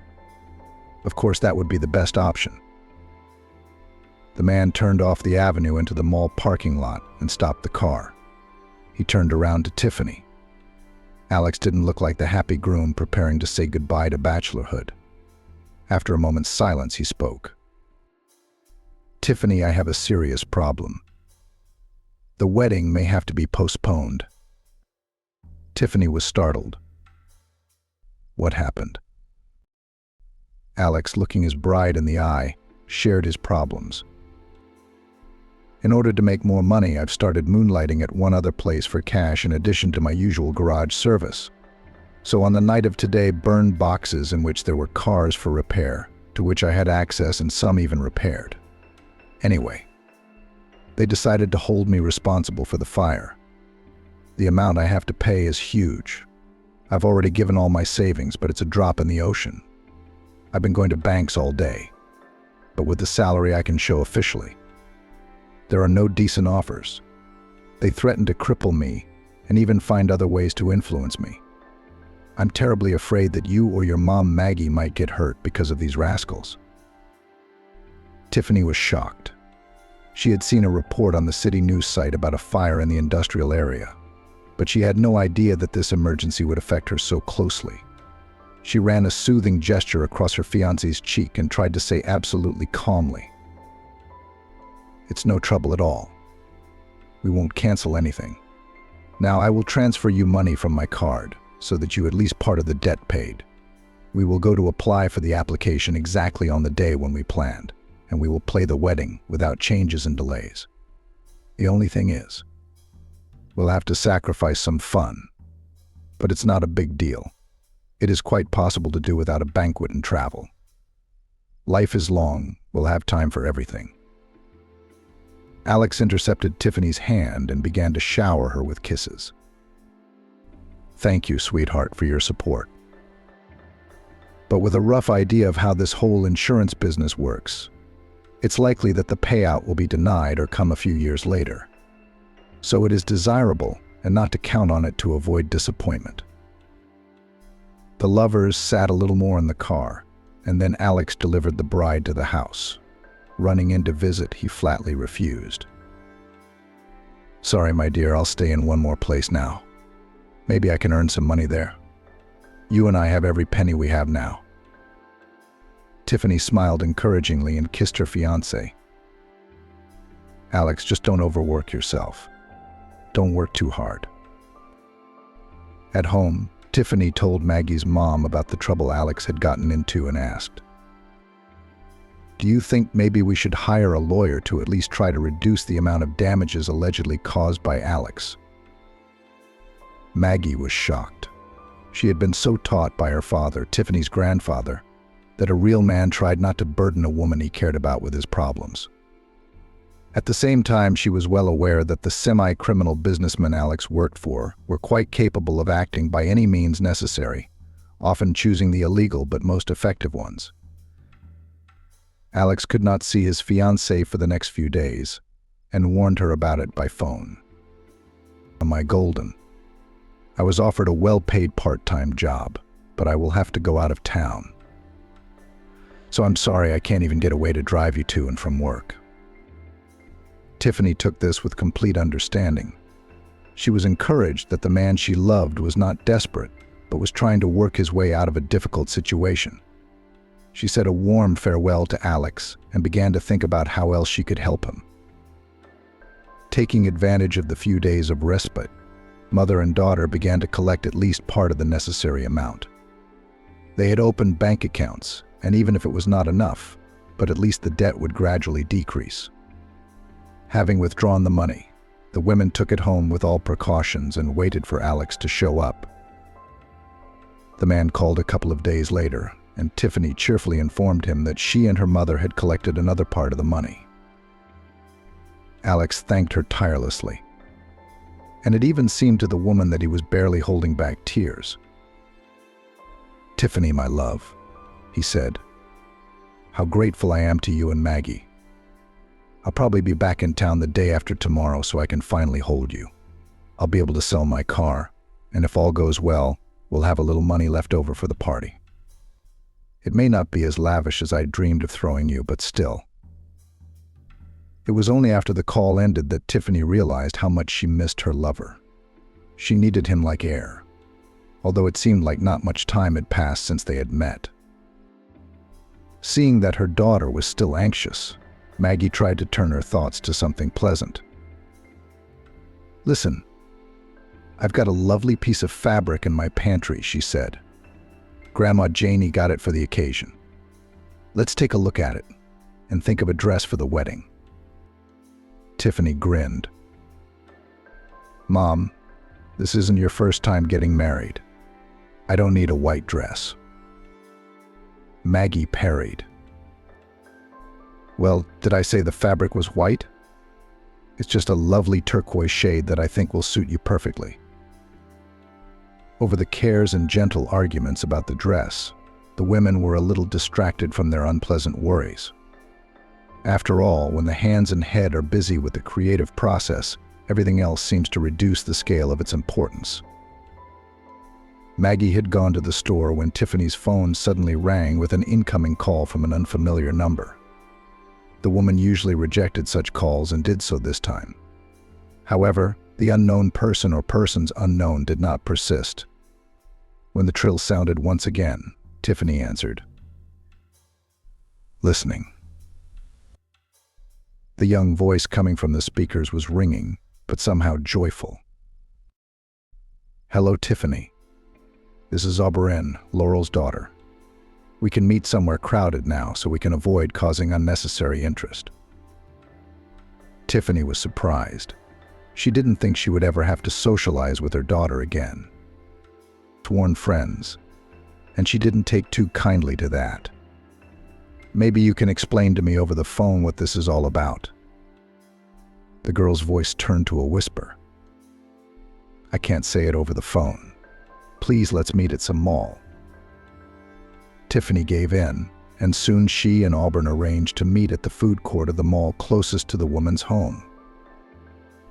Back home, Maggie was surprised that her daughter was going somewhere but didn't question her.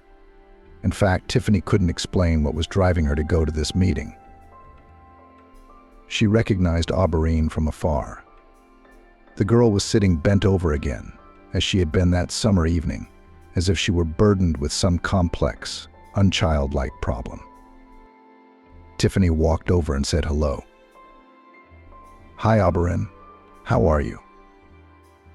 The girl looked up and, after saying hello back, blurted out in a cursive voice.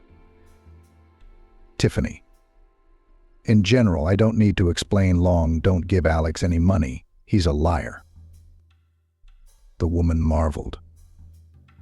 "Why do you say that?" Tiffany's eyes widened. She didn't understand what was going on, and clarified. "Wait, Auberine, how do you know about Alex asking me for money? How do you know about him?" The girl was silent for a moment, then confessed. "Tiffany, in general, I'm ashamed to tell you, but your acquaintance with Alex was invented and organized by my mother. She's mad at you for some reason, when I figured it was supposed to be the other way around. So my mom decided to cash in. She said it's no good without a sucker. So she enlisted this Alex guy to help her plan. He's somehow connected to my stepfather, Archie, Matthew and Janie's father. I don't know exactly where they met, either in an orphanage or when he was in juvie. Anyway, I overheard about their scheme yesterday. Alex is supposed to bilk you out of money and disappear. He's already taken the first installment off his card. But he and Archie are sure you're too shy to go to the police. The way that Hog Archie squealed yesterday when Alex told him you'd made him another sum. He drove past without a hitch. He persuaded Alex not to come back so you wouldn't think he'd dropped everything and come just for the money, Auburn continued. I've been thinking all night and half the day about whether to tell you or not, and now I've decided to tell you. I don't think you deserve to be treated so meanly. After all, you're the only one who didn't pass me by, responded to my misfortune. Gave me tasty berries. It's not right for good people to be punished by scoundrels. What happened between my mom and you is none of my business. Personally, I do not feel anything bad and partly even consider myself guilty of what is happening now. After all, my mom only became angry with you after you met her. The woman took a deep breath, as if struggling to find the courage to calm the girl. No, Auberine, it's not your fault. For some reason, your mother has decided to make me her greatest enemy, and you had nothing to do with what she did. Thank you so much for warning me. Otherwise, I would have been in a catastrophic situation, and I would have dragged my mom into it. You can rest easy. No one will know that I figured out Alex with your help. I promise you that. Tiffany thanked Auberon once more, and sometimes struggled to comprehend the meanness, holding a grudge against Laurel's ex-girlfriend. Reaching home, Maggie immediately realized that something terrible had happened to her daughter. She looked so lost. Tiffany emotionally recounted everything that had come to light about Alex and his involvement in Laurel and her husband's devious plan. Maggie listened to the shocking information, pressing her palm to her mouth to keep from bursting into quite fair swearing at the scoundrels. Such perfidy was very hard to believe. When Tiffany fell silent, the woman still couldn't stand it. What on earth is this doing? Why is that nasty Laurel doing this to you? She's been doing bad things since she was a little girl, and she's not afraid that a boomerang for her evil deeds will come and hit her on the head. God, it's a good thing Auberine got in your way. Otherwise, if you happened to run into Laurel in town, who could have prevented her devious plan, Maggie said. Tiffany cried after all. She jumped to her mother and whispered fervently. Were you right in your suspicions? And I was blinded by Alex's concern and hoped that here he was a real, reliable man with whom I could relax, remember my fragility. Even when Andrew said he was leaving me, I wasn't that hurt. He at least honestly admitted that he loved another and cannot live with me. And this swindler for so many months put our vigilance to sleep, deceived us. How can we trust people now? Mom, I don't even feel sorry for the money I immediately transferred to him when I found out about the imaginary problems. It's just a damn shame that I was so easily fooled. Why was I so gullible? Maggie clasped her daughter tightly to herself, as in her childhood, and tried to speak convincingly and calmly. People with a pure soul is difficult to believe that they are surrounded by scoundrels. You are scolding yourself for nothing. That Alex was very convincing, because even I fell for his tricks. Talent, minus the minus. You know, let's consider that the money you transferred to him, it's not his illegal booty, and quite fair payment for services for the repair of our cottage and apartment. From that point of view, we haven't suffered at all. So you could say we got off cheap. And one more lesson we learned: you should trust your intuition. If there's the slightest suspicion, you have to be more thorough. There were obvious oddities in Alex's behavior, but we chose to ignore them. We should have insisted that he introduced at least you to his relatives, friends, go to his work, visit the hostel where he lives, talk to the neighbors. Maggie's musings were interrupted by a phone call. It was Alex, who had traditionally called Tiffany to say goodnight, to say the usual compliments and declarations of love. But now the woman realized the true cost of those words, all lies. Contrary to custom, she was in no hurry to answer the man. She just didn't know how to go on, living, and what exactly to say to the man who had taken advantage of her gullibility and intended to rob her completely. Tiffany was afraid that Alex would realize from her voice that she had been exposed. Maggie answered instead. Hello, Alex. Tiffany went out to her neighbor's house and forgot her phone. Can I take a message? Alex was polite and courteous as always. Thank you, Maggie. If you can have her call me back anytime. As soon as she gets back, I'll be waiting. Goodbye. Goodbye. The woman echoed the male caller. Goodbye. The conversation ended, and Tiffany looked longingly at her mother and asked, "How can you lie so skillfully? You're so polite, so perfect." I wanted to scream that they miscalculated and won't get another penny from you and me. But we have to make sure we don't let Oberon down. Judging by Laurel's skill at making mischief, she wouldn't spare her own daughter for outsiders. She'll be in trouble if anyone realizes she warned me. I don't want to hurt such a sincerely honest girl. Maggie realized that Tiffany didn't expect an answer, so she didn't hurry to say anything. In fact, she needed to think it over. The women sat hugging each other, as if drawing support and strength from each other to withstand the betrayal that had befallen them. Eventually, Maggie began to speak carefully, choosing her words. "I don't think you should talk to Alex on the phone today. Text him that you're tired, especially since it's the truth, and that you'll wait for him here at our place. He's supposed to be here tomorrow, Saturday." Tiffany nodded, and Maggie continued to share her plan. "Great. So tomorrow morning, you and I will go and deposit the money in the bank. Then I'll ask a coworker to come along as a power backup," Maggie continued. "I think that if you confidently tell Alex that you can no longer support him financially, he won't insist or influence us in any way. Of course, ideally not to drag him home, but somewhere in a cafe to meet. Then I personally see two options. Either immediately shock him with the news that his fraud has been uncovered, but then his reaction could be unpredictable. What if he starts fighting? A more interesting game will turn out if you have a little fun, that is. And to lead Alex by the nose. Lie, for example, that the money was urgently transferred to the treatment of a child seen on TV. I think that would be a terrible blow to him. What do you think?" Tiffany's eyes twinkled with malice. "Mom, I have another idea. Remember those joke bank bills we had lying around that you got at work for your birthday as a joke? I suggest we give Alex a packet of fake money. I don't think he's going to authenticate the loot in front of us. And when he gets to his lair with it, I wonder how he'll defend himself to his accomplices. I doubt Laurel will believe him if he says he got those papers from me. I mean, she thinks I'm a sucker. I think I'm guaranteed a showdown with Alex." Maggie approved of her daughter's plan. "That's a neat idea. I wouldn't have thought of that.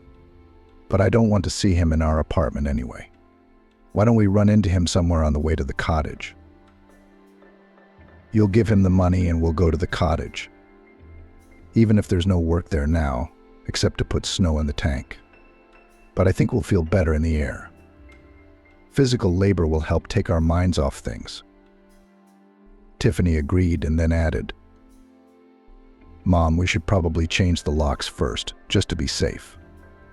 Remember, I gave Alex the sets for the apartment and the cottage just in case." The woman responded instantly. Maggie approved of her daughter. "Good for you, good thinking. I'll call Valentin Antonovich and ask him to help."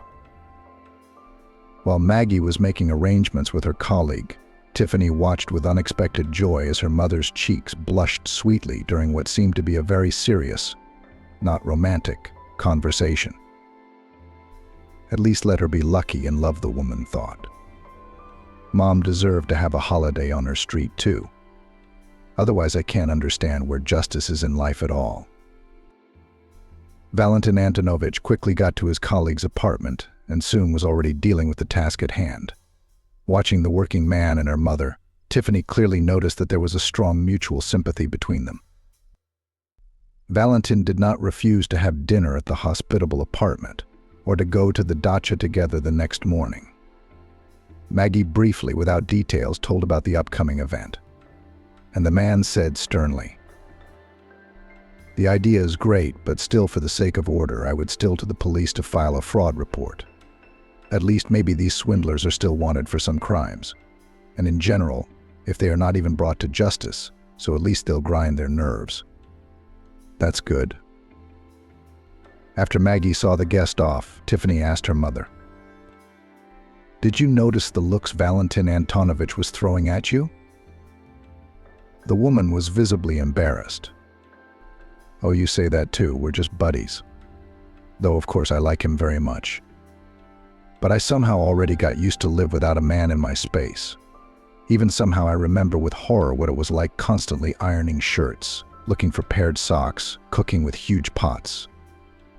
No, that kind of selflessness mode is only possible when there is love or strong financial motivation. Why are you looking at me like that, daughter?" Alas, but in today's world, financial backing is the perfect fertilizer, you might say, for romantic relationships. A very happy partnership can be cultivated. Pardon the gardening comparisons. Tiffany even laughed. Maggie, I thought you were a romantic lady, but you're a practical and rational gardener. I would strongly advise you to look at Vincent, though. Of course, I'm not very intuitive, but he seemed very nice, sincere, and in love with you." The women once again carefully considered all the details of the upcoming prank. Having exposed the con artist, who did not yet know about his failure, Tiffany began to type a message. Alex's reply didn't take long to arrive. "Can't wait for tomorrow. I'm so excited to meet you. Kisses, love. I can't wait to see you and hug you. We can't wait to see you and hug you." Maggie grinned. "It's going to be an unforgettable meeting." Tiffany, Maggie, and Vincent met beforehand. The man told what he'd learned through his acquaintances in the burned-out garages. No work had been done to the cars. This argument was important so that none of the crooks would think that Tiffany had been told about the scam by someone in the Laurel family. The fighters for justice came to the stop, where the transfer of fake money was to take place, a little earlier. But the cash-hungry Alex also arrived early. He had to park his car a little farther away to avoid possible disputes and conflicts with the traffic police. Alex almost ran to his eager bride and her escort, greeting the stranger with a friendly hello. The groom nestled his lips against the bride's cheek, kissed Maggie's hand, and thankfully paid no attention to how the women roared. Alex then received a small package from Tiffany's hands. "Honey, this is everything Mommy and I have managed to collect. We just don't have anywhere else to take it. Unless we put the apartment or the cottage up for sale." Alex rushed back to kiss Maggie's hand. "Maggie, I appreciate your affection, but don't make such a sacrifice for me. Especially since with this amount of money I'll be able to satisfy the main part of the claims. Look, maybe I should write you a receipt." "Calling to the aid of all self-control," the woman replied. "What are you, Alex? What kind of receipts can there be between close people? You are going to become a part of our family, aren't you? I intend to entrust you with the most precious thing, my only daughter. What's that compared to her? Some money. Think of it as our family budget. We'd give up everything we have to get you out of harm's way. Money's just a piece of paper compared to your health. And ours and Tiffany's, by the way. Back in the 90s, you could have lost your life for less. There's no way we're willing to do that. So go pay off those bastards and come to Ryan's cottage and we'll make a life. Boil some tea in the cauldron. We'll have a rest after all these worries." Alex hugged his fiancée, shook Vincent's hand, and hurried to his car. Tiffany and Maggie sighed unabashedly. The revenge scene they devised was as precise as if they'd rehearsed it many times. "Maggie, I can only imagine the fuss that will ensue when those who've been trying to scam us find the doll instead of real money," Tiffany giggled. "I know. Too bad we won't be able to see their faces," her daughter said. Vincent, watching his companions having fun, advised, "Well, to the cottage or to the police station. I'm going to file a report on this gang." Maggie looked at her daughter and voiced her decision. "Of course, the cottage. We all discussed this situation. After all, Analogs on the internet searched to represent the prospects of punishment of these swindlers. The results were not very encouraging. Tiffany transferred money to a private person voluntarily, without coercion. Proving that this Alex was scamming my daughter about his difficult situation will be nearly impossible.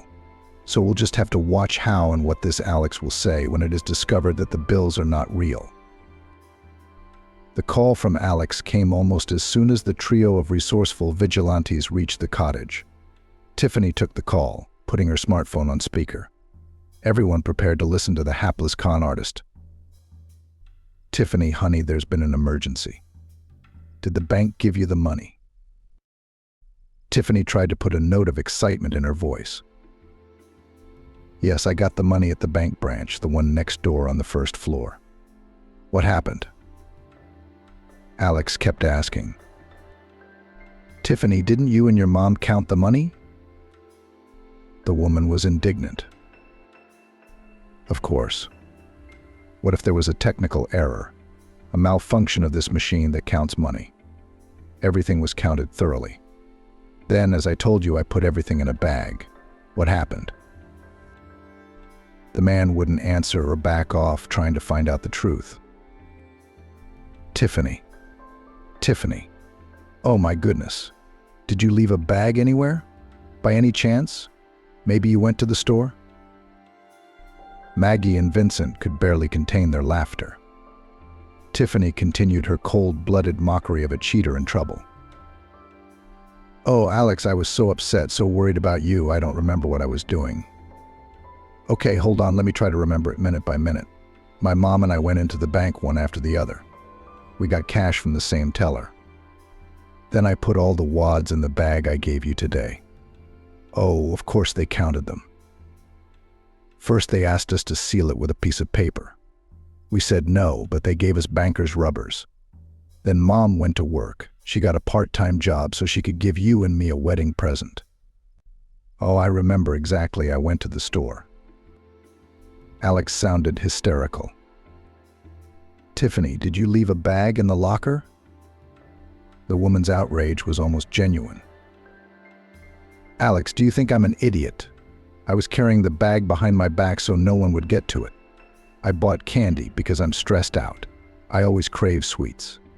Then I went home." The interrogation continued.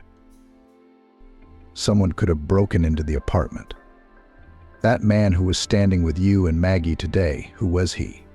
And wasn't he at your house after receiving the money?" It was getting harder and harder for Tiffany to stay calm, but she kept her cool, proving that she'd been in the theater club at school for a reason, and had even received a few honorary degrees. "Well, actually, my mom trusts Vincent completely. He's a coworker of hers. He's been to our house, but he didn't have access to the package, if that's what you're implying." Alex continued to insist. "Tiffany, you're scaring me. What the hell happened?" Alex lost patience and flared up. What happened? Instead of real money, the bag contained gimmick bank tickets and rubber bands. So I'm trying to figure out where, at what point the real bills were switched. Come on, think back. How could this happen? You realize how much depends on it. Who would have access to the package? Tiffany was already sobbing with laughter, but she continued to play the brazen con artist. "Oh, what a nightmare. How could it be? Sweetheart, listen, maybe you can drop this package off for me now, and I'll go to the police with it. Let them, as it is called, take fingerprints, as they're then fat traces, as in the TV series, allocate and determine who else touched the package, except me." Not a sound came from the speaker. It looked like Alex was gesturing to Peter and Andrew. And after a few seconds he said, "Listen, so I tore the package to shreds out of anger and confusion. There probably won't be anyone's footprints there but mine. I don't think the police will be able to help, and even if they do, it'll take them a long time to solve this case. I've got a debt to repay. I promised I'd pay back as much as I could today. Jesus Christ, what are we going to do now? Tiffany, wiping away her tears, replied coldly. I'll tell you what to do, Alex. Forget me forever. And don't try to get revenge or do anything sneaky, meaning I'll go to the police and report you for attempted fraud. You think it was so hard to check if you worked at the burned-out garage? You never even showed up. So goodbye, Alex. Thanks for the lesson. Keep the money I gave you. For your efforts. How long have you been driving me around? Resourceful. Kind of earned it.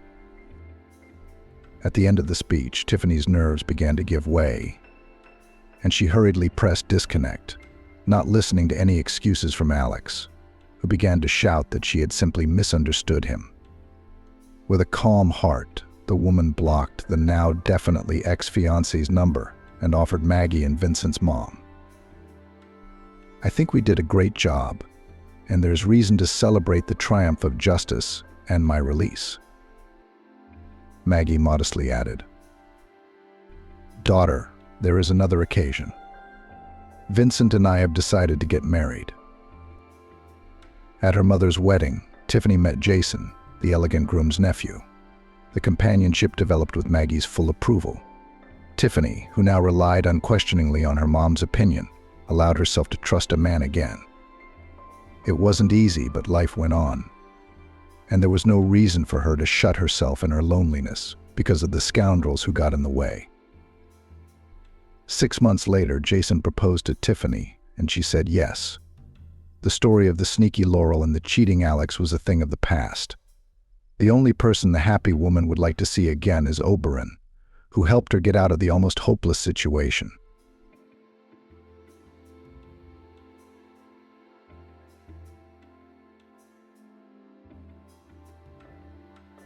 Seeing a little girl singing at the fountain, the widower hurried to give her some change, and noticing the bracelet on her hand, Adrian slowly walked down the main street of the city. Recently, the office of the company, where the man had been working as an engineer for almost 15 years, had moved to a new building. On the one hand, it was harder to get to work farther from home, plus traffic jams in the mornings and evenings. On the other hand, the building itself was beautiful and bright, and the cityscape around it was pleasing to the eye. Smart people, squares, fountains, picturesque parks, the center of the city, after all. Adrian had recently made it a rule not to rush immediately after the end of the working day to the parking lot, but to walk for a while in the streets. It was a kind of relaxation. Every day here felt like a holiday. Children with balloons and ice cream, horses drawn in carriages. By the time you drove back and forth, there would be no evening traffic, and you could get into the car and go home. Since Stacy had moved in with Adrian, coming home had been much more pleasant. The apartment smelled different now, fresh baked goods, delicious home-cooked food, feminine perfumes and creams, cozy, cozy, cozy smells. And Stacy herself was cozy, warm, kind.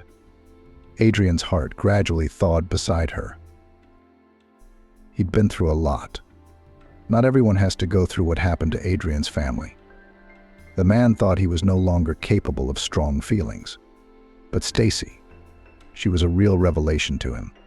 It turns out there could be joy in his life. Quiet, so calm, so peaceful, watching TV shows together in the evening, going on picnics with friends, traveling to the sea in the velvet season. And yet the heavy thoughts did not let Adrian go until the end. There was a feeling of understatement, uncertainty. And how could it be otherwise, when it was still unknown what had happened to Amelie? Young parents with young children, especially girls of 4 or 5, still caught Adrian's eye. Right now, he was looking at a family walking just ahead of him. A young, slender mom. The father of the family in a brightly colored print t-shirt and jean shorts. 2 children, a boy about 8 years old and a 4-year-old toddler. The boy walked with an impassive, bored look. Perhaps he didn't want to go for a walk with his family. The girl, on the other hand, she looked around with curious eyes and asked questions. The parents, Adrian could clearly see, were a little tired of their youngest daughter's sociability. The mother answered one-word answers. The father in general several times irritably asked the child to be quiet. Oh, young people. They do not understand what happiness it is to walk with a little daughter by the hand, to talk to her. Adrian would now gladly answer a million questions of a 4-year-old girl. Not for nothing they say what we have do not keep. But why not keep it? Years ago, Adrian quite consciously enjoyed fatherhood. His daughter Amelie never annoyed him like this young father, nor did she tire him like her mother, who walked with an unhappy face slightly away from him. Perhaps it was because he and Tiana had waited so long for this child. Adrian and Tiana had met at the institute, studying related engineering specialties. They shared many of the same lectures.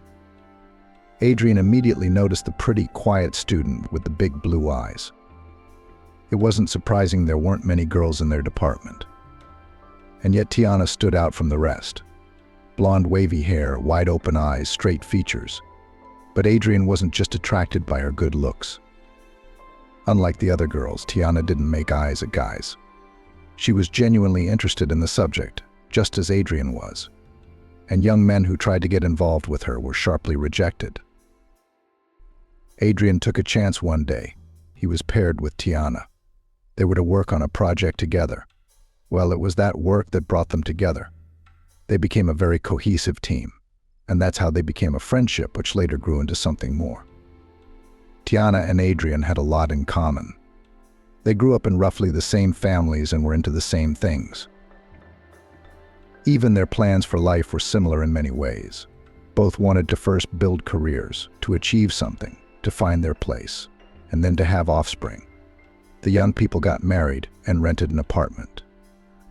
Tiana got a job in a laboratory at the research institute, continued her scientific work. Adrian chose to practice and went to the engineering department at the factory. At first, both received literally pennies. Then the spouses began to grow in their careers. Income increased. Soon they were able to buy their own apartment and make repairs in it. The newlyweds lived soul to soul. Adrian was so easy, so pleasant next to Tiana. She understood him with half a word, and he, accordingly, also understood her. There were no loud arguments and quarrels between them. All matters were settled by negotiation and discussion of facts and opinions. His mother often told Adrian that no girl would get along with him, so pedantic and correct.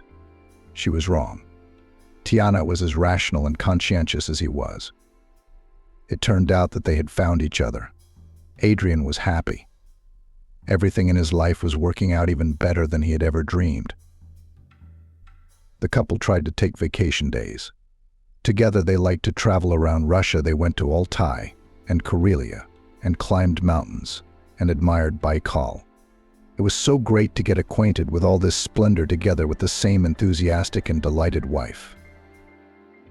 7 years had passed since the wedding. When Adrian and Tiana started talking about children, the material base for future heirs was prepared. Grandmothers on both sides have long been waiting for grandchildren and vowed to look after the kids. And with great pleasure. Accordingly, Tiana would not have to sacrifice her career at the research institute. And the couple themselves already wanted children. Adrian imagined how he would introduce his son or daughter to the world, tell this little man about everything. And Tiana would make a wonderful mother. She is so attentive, so sensitive, so wise. The couple consciously decided to approach the issue of childbearing. First, they were fully examined to reduce the chances of an unhealthy baby. That's when it became clear that Tiana had female problems. Very serious ones. Pregnancy is practically impossible, said the verdict of the doctor, Professor Ivanov, to whom Tiana with such difficulty managed to make an appointment. What, no chance at all, Adrian clarified. He had accompanied his spouse to the clinic that day. But it is possible to try different treatment options, the doctor replied evasively. Only all these methods are expensive and time-consuming, and I can't guarantee the result. Congenital anomalies of development. It happens, unfortunately. This was a blow to the couple. Until now, they had everything worked out, everything went according to plan. And then all of a sudden this happened. And even after the professor's disappointing verdict. Both Adrian and Tiana suddenly realized how much they wanted to be parents, and so began a period of treatment. Wandering around doctors, taking endless tests, Tiana's periodic hospitalizations. All this took a lot of money and time, and most importantly, moral strength. It was very hard at first to hope, to fulfill all doctors' prescriptions, and then to be disappointed time after time. Always calm, rational Tiana now often cried when she thought that her husband did not see. But he noticed everything: her red eyes and puffy eyelids. And worst of all, the desperate look of pain in her eyes. It was hard for Adrian to see his wife like that. His main desire now was not a child, but the peace and happiness of the woman he loved. But how to help Tiana? Adrian did not know the answer to this question. The man, as he could, supported his wife, sought for her consultations in the best reproductive centers in the country, went with her to painful procedures, calmed her down. Maybe we should give up this idea, he sometimes suggested. The race to have a baby has already taken on a kind of unhealthy character. I feel like stopping it. Let's develop our careers. That's important too, isn't it? Once upon a time, work, academia, that was the main thing in Tiana's life. The woman's eyes lit up when she talked about a new development or experimental project. Work inspired Tiana, gave her strength and energy, and she was good at what she did. Very good. She was respected. She was invited to consultations. She was approached with difficult questions. Adrian was happy for his wife and proud of her. He understood Tiana. The man himself gave a lot of time and effort to the plant and was also considered a first-class specialist, but the spouses acted in slightly different fields. Now Tiana had changed a lot. She no longer took on interesting projects, served in the laboratory from call to call, and hurried home. The once prominent scientist now preferred simple chores and had completely abandoned her research. This truly frightened Adrian. He understood, of course, that the female body is organized differently than the male. The female sex is more susceptible to the influence of hormones. The maternal instinct is a great power and all that. But still, the changes that were happening to Tiana were alarming. She had become lethargic, irritable, even somewhat cranky. This once pleasant woman was fixated on this most inaccessible motherhood, made the child as an idea fix, and nothing else interested her, nothing else pleased and fascinated her. She even stopped communicating with her friends and colleagues. Tiana devoted all her free time to studying information about her diagnosis. Several long years passed.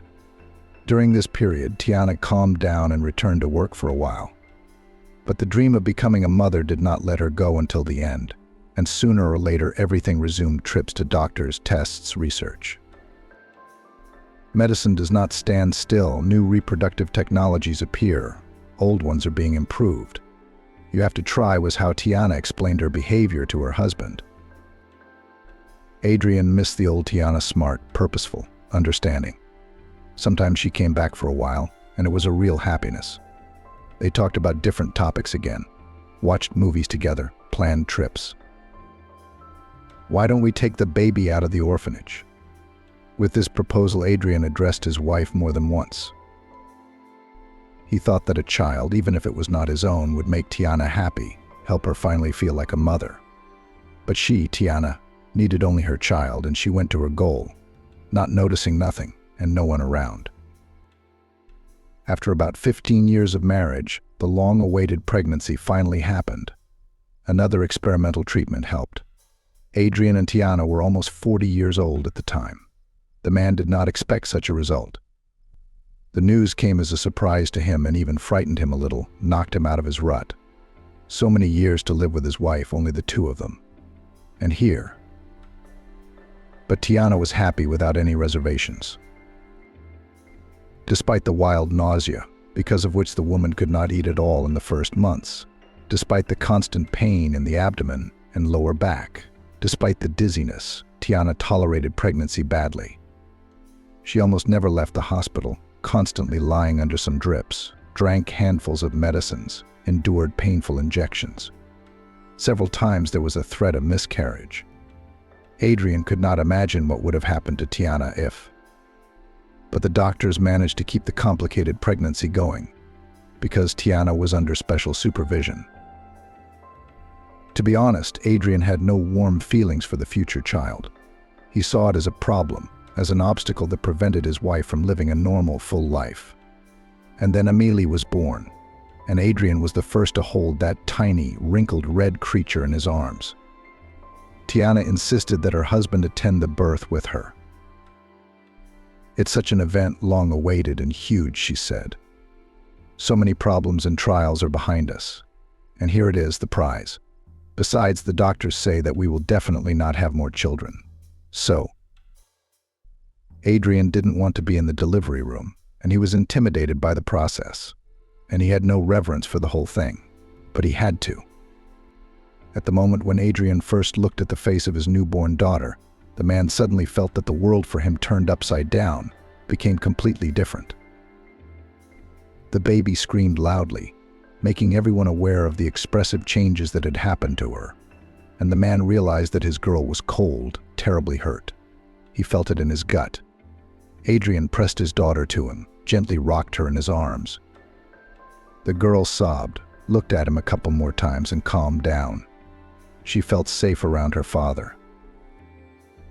Adrian realized that the daughter is now the closest, dearest person to him, that for her sake, he would roll mountains and get the moon from the sky.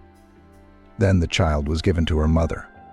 The girl had to be fed, and Adrian was asked to leave the room. "I'll see you at the discharge," the midwife smiled. Now the mother and the baby needed some time alone. Adrian and Tiana were wonderful parents. They could spend hours just admiring their little Amelie. They were fascinated by everything about her, and how she tried to reach for a toy, and how she jumped with her hands and feet, and how the first smile appeared, the first tooth, the first tentative steps. It was all becoming a huge event for the new parents. Adrian had to leave for work every morning. Tiana stayed with Amelie. She completely dissolved in motherhood. The woman had waited so long for this. Tiana practiced a lot with Amelie, gave her massages, cooked delicious baby food for her, and took her for walks. With her usual zeal, Tiana studied the literature on the development of young children and practiced her new knowledge on her own child. In many ways, Amelie learned new skills faster than her peers. She spoke early. She learned to draw, sculpt, and button early. Adrian and Tiana couldn't get enough of their daughter. She was such a clever girl, such a beauty. Outwardly, Amelie resembled Adrian's grandmother: thick, dark hair, huge brown eyes, dark skin. "Nothing of me, the blonde-haired, fair-skinned," Tiana marveled. "Nothing surprising," Adrian joked. "They say dark genes are stronger. That's fine. But what a bright girl she's growing up to be. Black eyebrows, long, dark eyelashes. She won't even have to wear makeup. She'll save on cosmetics." Amelie grew up an affectionate, obedient girl and very inquisitive. The child inherited a passion for exploring the world from both parents. Tiana was very worried about this peculiarity of her daughter. Amelie climbed everywhere. She was interested in what is on the top shelves of the closet, how the alarm clock is organized, how deep the puddles. She climbed trees to get a better look at fruits or flowers, and sat above open hatches, peering intently into the darkness. "He'll fall off someday and hurt himself," Tiana complained. "I'll keep an eye on that little brat." "Yes," Adrian agreed. "She's a quick little girl." The man was proud that his daughter was so inquisitive. Tiana was too. But she was tired of watching the active child around the clock. Only here on the fate of the woman did not complain. All the troubles associated with her daughter gave her great pleasure. Sometimes it seemed to Adrian that his wife was overprotective of their only child. It would be easier to treat some things, to give the girl more independence, which she so aspired to. But in the upbringing of Amelie, he tried not to interfere. First, the spouses who have read a mountain of literature about children are more discerning.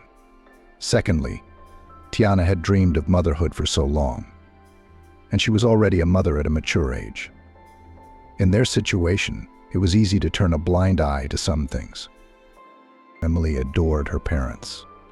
She always looked forward to when her father came home from work, to climb on his lap and ask him a million questions, and to play the fun and noisy games that Tiana was incapable of: pillow fights, catch-up, hide and seek. Adrian liked to take his daughter for a walk in the park after work. Sometimes Tiana would go with them, but more often she stayed home to clean up in peace and quiet, cook a delicious dinner, a break from the noisy child, after all. At first, father and daughter strolled along the alleys and talked about serious topics, speculated about where flies and fairy bugs wintered, and about the life of the mysterious inhabitants of the pond. They discussed the cartoons Amelie had watched during the day. Adrian smiled as he looked at his daughter, who was so serious and sensible. He thought that she must have a great future ahead of her. Then Adrian took his daughter to the playground and the fun began. Amelie rolled down the slide, climbed the stairs. She didn't do that in front of her mother. She was too worried about her long-awaited treasure, and Amelie also had to get acquainted with the kids right away. The children loved the cheerful and sociable girl. Adrian was pleased that his child so easily finds a common language with peers. The attentive father was sure that his daughter would like it in kindergarten. But Tiana resisted the idea. "I quit my job on purpose to take care of the girl myself. I didn't give birth to her to dump her on the state. No, I intend to enjoy motherhood to the fullest. So what? Kindergarten is just daycare for the children of working parents. I'm doing a lot with our girl. I'm developing her. No, let her be with me. It's better that way." Adrian didn't argue, but every once in a while he'd bring up daycare again. There are children there, songs, dances. Tiana prepared her daughter for a career in science, thought that she must follow in her footsteps, and the girl seemed to be doing well. Amelie grasped everything on the fly. Her brain was working, of course, as it should. But Adrian noticed other talents in his daughter. Amelie had an amazing voice, clear, high. When the little girl sang songs from cartoons, Adrian involuntarily froze. He himself once long ago attended music school. He had not achieved any particular success in this field, but the knowledge he had gained was enough to realize that Amelie had a wonderful ear. She reproduced the melodies very accurately. It was a miracle. Another little miracle from Amelie. Maybe we should take her to a music teacher for an audition. Amelie is clearly a talent, Adrian suggested to his wife. She's still a little girl, Tiana said. In music school from the age of 6 or 7 years old. And our daughter does not need it. She will be a major scientist. You'll see. After the baby was born, Tiana felt happy, but she was never the same. She was very anxious, too focused on the baby. Still, it was better than the state she was in when she was trying to get pregnant. Adrian still loved her, loved Tiana, even perhaps more than he had when they were young. They had become very close. They're having a wonderful baby. It's such a blessing. Adrian tried not to pay attention to little things like Tiana's focus on the baby and her excessive anxiety about her daughter. He understood why his wife behaved like that. The man himself often spoiled his daughter. Coming home from work, he bought her gifts just for fun, without reason: sweets, dolls, stuffed animals. It was a joy to see Tiana and Amelie light up with joy at the sight of the surprise her father took out of the bag. And even more so when the little girl hugged him with her little arms and whispered, "Thank you, Daddy." Adrian's heart melted with tenderness. He had never imagined it was possible to have such strong feelings for someone. Tiana always tried to make her daughter's birthdays bright and beautiful. She prepared for a grand celebration in advance. She thought up the theme, chose gifts, bought or prepared her own decorations. The second birthday of her daughter was held in the style of Disney princesses. The little girl then adored these cartoons. The third birthday was a ball in the palace of the Underwater King, as Amelie at that age was carried away by a fairy tale about mermaids. The fourth birthday of the girl was held in the land of unicorns. Yes, Tiana managed the almost impossible. In just an hour, she turned the apartment into a magical place, a haven for these fantastic animals. Amelie then adored unicorns, watched cartoons about them, drew them, molded fabulous characters from plasticine. "I wish I could ride one," she said dreamily. Tiana just smiled and waved her hands. "Daughter, you understand, a unicorn. They live so far away, they don't come to our place." "I understand, and it's a pity." Ami sighed. Adrian decided to fulfill his daughter's birthday dream, by all means. Adrian went to the racetrack and talked to the pony trainers. He had a wonderful idea and tried to make it a reality. One of the girl instructors was enthusiastic about Adrian's plan. Together they came up with masquerade costumes for a beautiful white pony, which was to represent a unicorn, a twisted plastic mane, Velcro, pink ribbons for the mane and tail, aqua makeup, which was planned to draw hearts on the sides of the animal, a wreath of artificial flowers. All this was to turn a small horse into a fairy tale character. Adrian anticipated in advance how excited his little girl would be. This pleasure, of course, cost a lot of money. But wouldn't you do anything for your favorite little princess? When the main surprise was ready, Adrian thought about the gift. It had to be something themed and very beautiful. The man ordered a plush unicorn through acquaintances from abroad. At that time, there was no such abundance of different toys in children's stores. To get the original character was almost impossible. But the loving father did not stop there. Because the daughter is already 4 years old, she already knows a lot, understands a lot. It is time to give her something beautiful and elegant, purely feminine. Let her get used to it from a young age, Adrian decided. And he ordered in the jewelry workshop a wonderful set of silver bracelet and earrings, made in the form of tiny unicorns, covered with pink enamel. The man had been looking for a master ready to take on such an order for a very long time. The work was difficult. Professionals simply did not want to get involved. In the end, one elderly jeweler decided to do it. He worked for a long time, all the time remodeling and improving something. But in the end, the result was so beautiful that Adrian could not help but sigh in admiration when he saw the set for the first time. Tiana was delighted too. "My God, what a miracle it is." The woman shook her head. "I've never seen anything like it. You are so good." "There is nothing else like it in the world," Adrian assured her, enjoying his wife's reaction. "It's exclusive to Amelie. Look, it has her name engraved in calligraphy on the back of the bracelet. It's so beautiful and sophisticated. A gift for a real lady." Amelie's 4th birthday went just fine. It was perfect. The girl woke up in an apartment decorated with balloons, bright pictures, and cardboard decorations from the unicorn world. Next to her crib was a chair littered with gifts from her parents. There were toys, dressy dresses, and brightly colored books. But more than other gifts, the girl was impressed by the jewelry with unicorns. She asked to put the bracelet on her arm and has not taken it off since. Adrian looked at his happy daughter and smiled.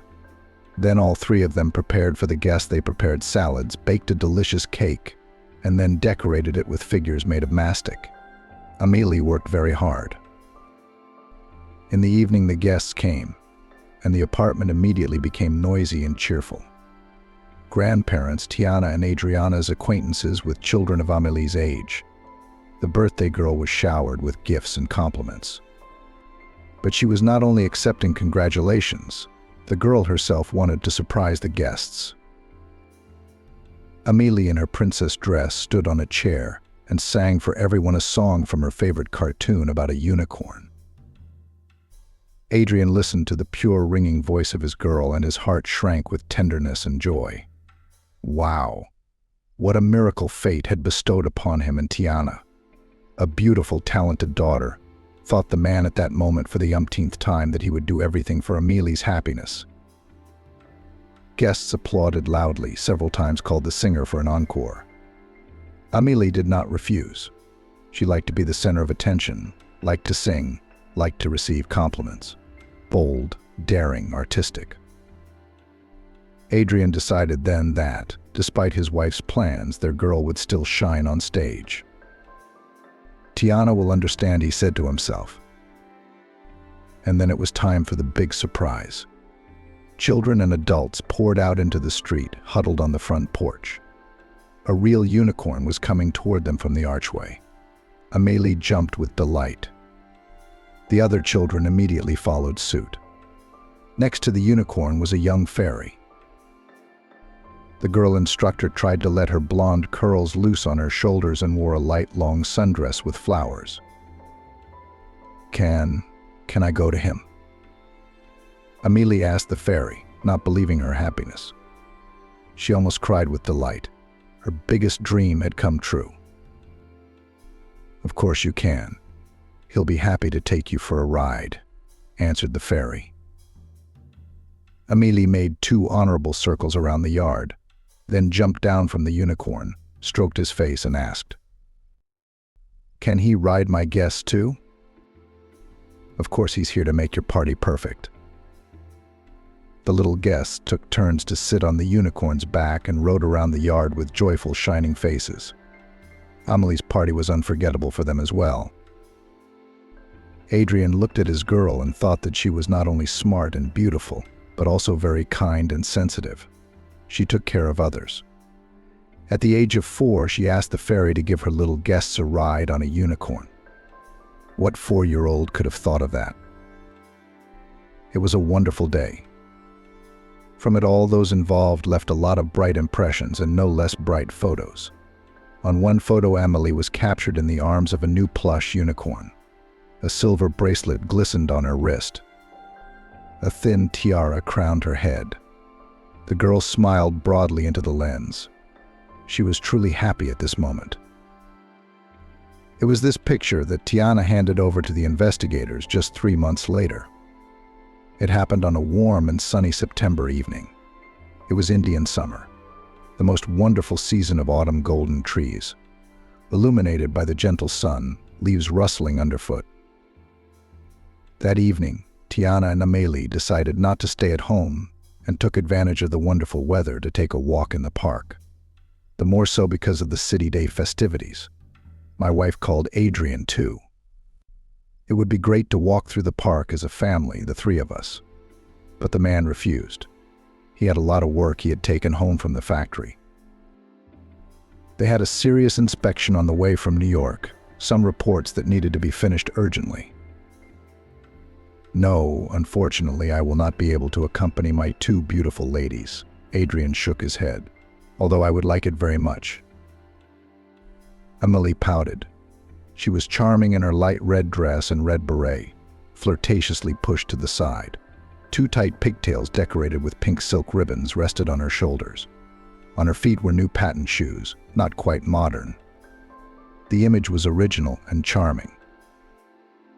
Tiana tried to dress the girl like a doll, looking for stylish and unusual things for her.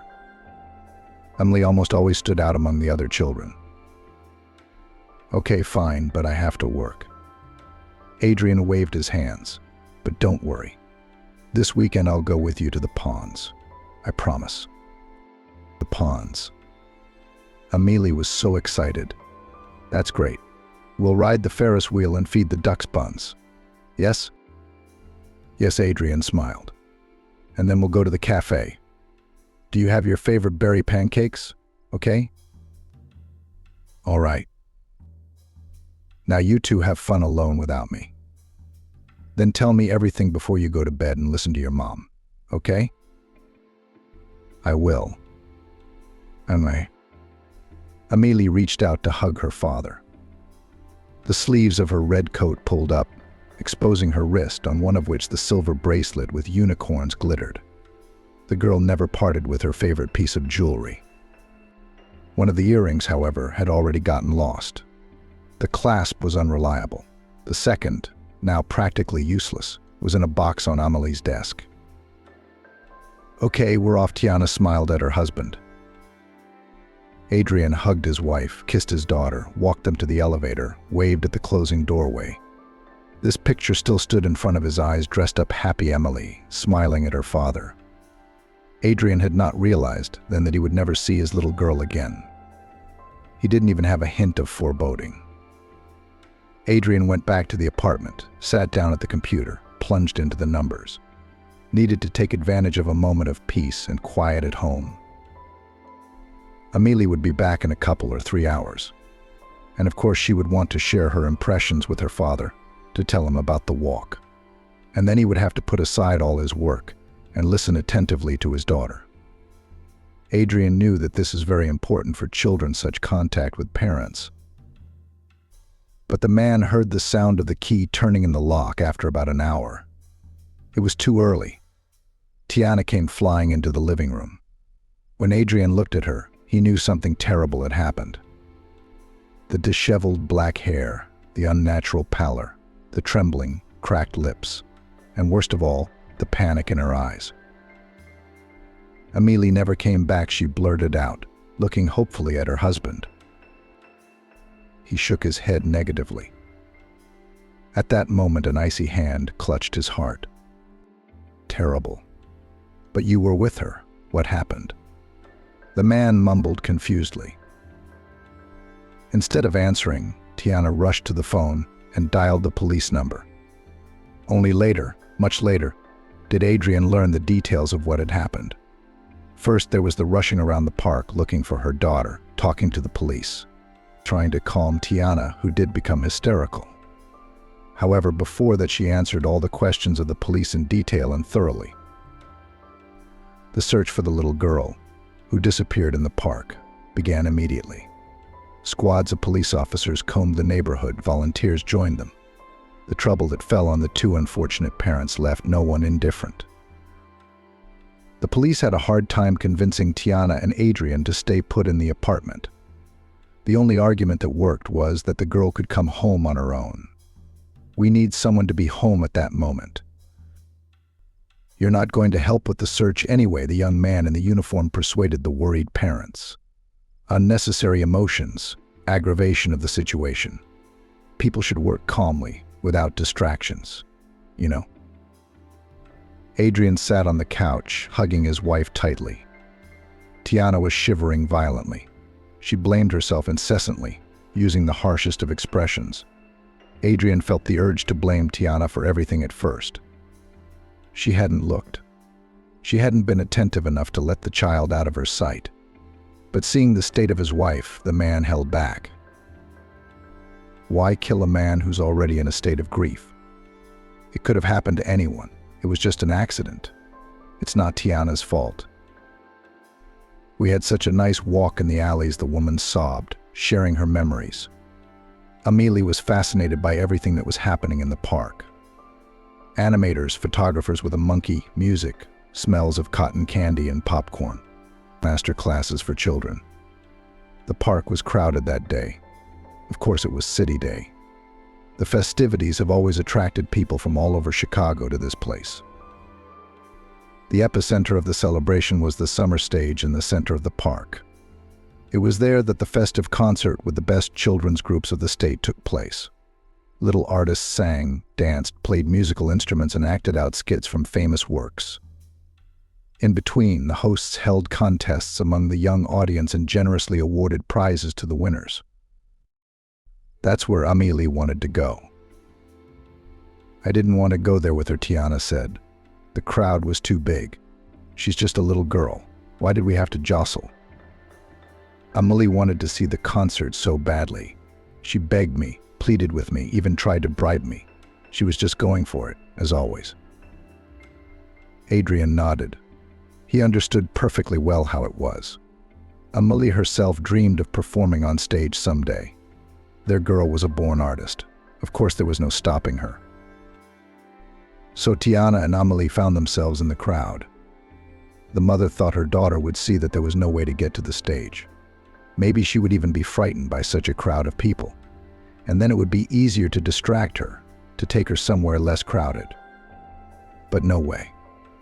The little girl persistently moved through the crowd closer to the stage. and then a local rock band came out to play. It was a young band, but the musicians had already made it on big TV. Tiana didn't know that celebrities would be the highlight of the concert. Otherwise, she wouldn't have dragged her daughter into the crowd. She knew what that meant. There was such a crush, the woman sobs. People, they went crazy. I felt like everyone in the park was rushing closer to the stage. I was so scared. I wanted to take Amelie in my arms, but I couldn't. We were separated, and she was lost in the sea of people. Tiana screamed, calling for her daughter, but the music was so loud that the poor woman couldn't even hear herself. And the fans around her were singing at the top of their lungs. The concert ended and the crowd quickly dispersed. Tiana ran around the stage, asking everyone she met if they had seen a girl in a red coat, a little girl with 2 pigtails. People shook their heads in the negative and went about their business. The woman ran along the paths and alleys, inspected the playgrounds, and searched with her eyes for a small bright red spot. Amelie was dressed so brightly she must stand out from the crowd, but the girl was nowhere to be found.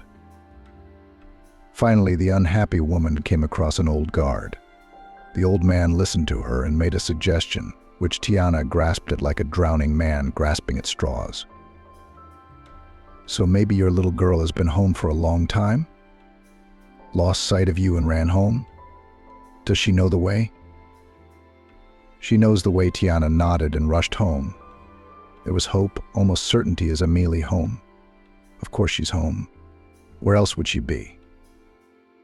But in the apartment, the woman was met only by a surprised Adrian. The first time the search was active on the posts and walls of the city appeared orientations on the missing girl. Tiana herself chose the photo for these ads, the one taken at Amelie's birthday party. By the end of the second 24 hours, volunteers and police officers began to talk about the fact that it is now unlikely that the child will be found alive. Usually a happy outcome is possible within the first few hours of a missing person. Adrian and Tiana didn't want to believe that. They searched the internet for stories of children returning home alive and unharmed after weeks and months of being missing. It really does happen, and these are not one-time occurrences. The spouses couldn't eat, sleep, or drink for the first time. They didn't know where their little girl was or what was happening to her. How can you swallow a single bite of food in such a situation? Both of them became gaunt and thin. Tiana blamed herself constantly. Periodically, she would get hysterical.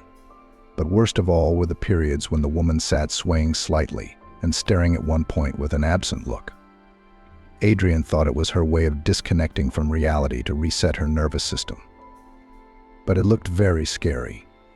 During these difficult days, the man was afraid to leave his wife unattended. A few weeks passed. Adrian went back to work. Things were a bit distracting, forcing him to switch gears. Those scary thoughts were still present in the background. Where's Amelie? What's happening to her now? They loved their little girl so much, cared for her so much. The little girl knew nothing but love and attention and warmth. And those people around her now, how are they treating the little girl? Amelie must be very scared. And of course she misses her mom, her dad, her home. Crying, probably.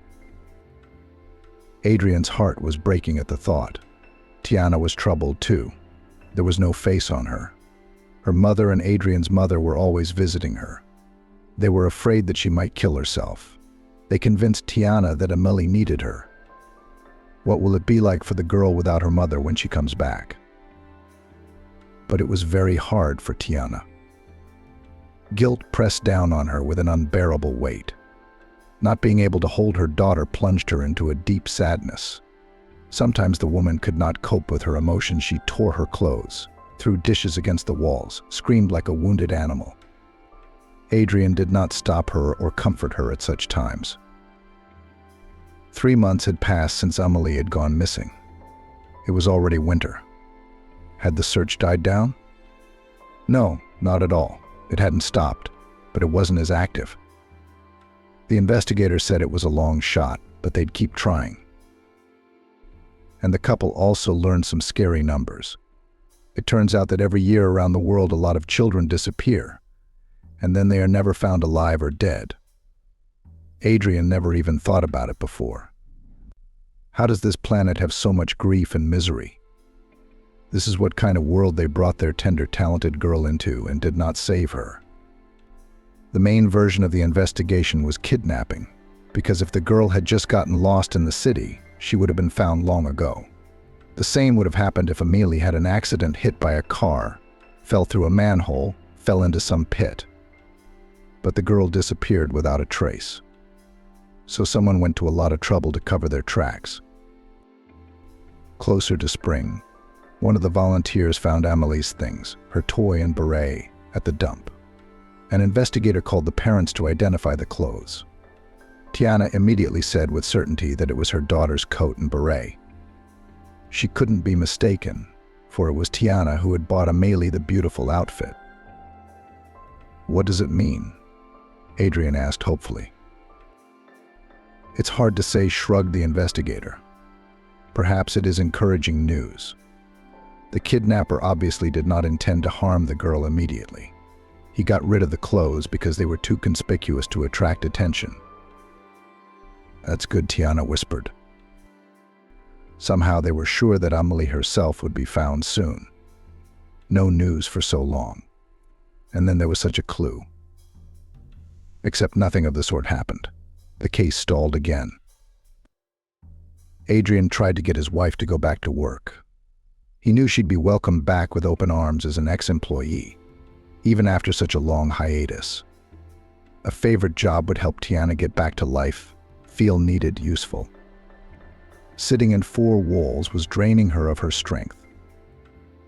"What are you talking about?" Tiana was annoyed. "I'll go to work, and at that moment Amelie will come home, and no one will be there." I understand Tiana's situation was very difficult. She stayed at home, leaving the apartment only when her husband came home. Tiana scoured the internet for stories of happy returns of children. She made all sorts of assumptions about the fate of her daughter Amelie. 13 years had passed.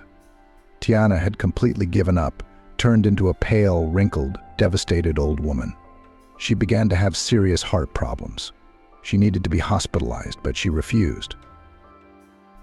"Look at what you've done to yourself," Adrian said painfully, seeing her condition.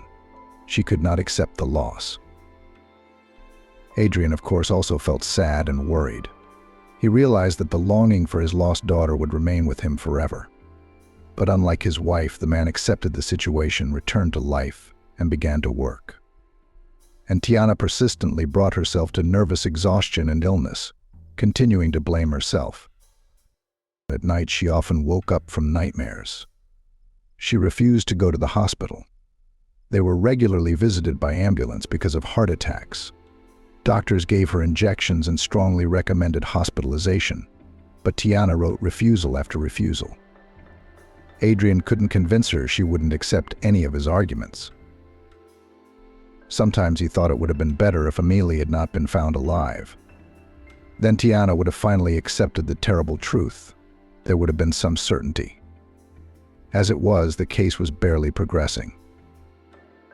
True, over the years, the couple had been called to the station several times to identify children who looked like Amelie. The missing girl's profile was all over the country. We've had calls from all over the country.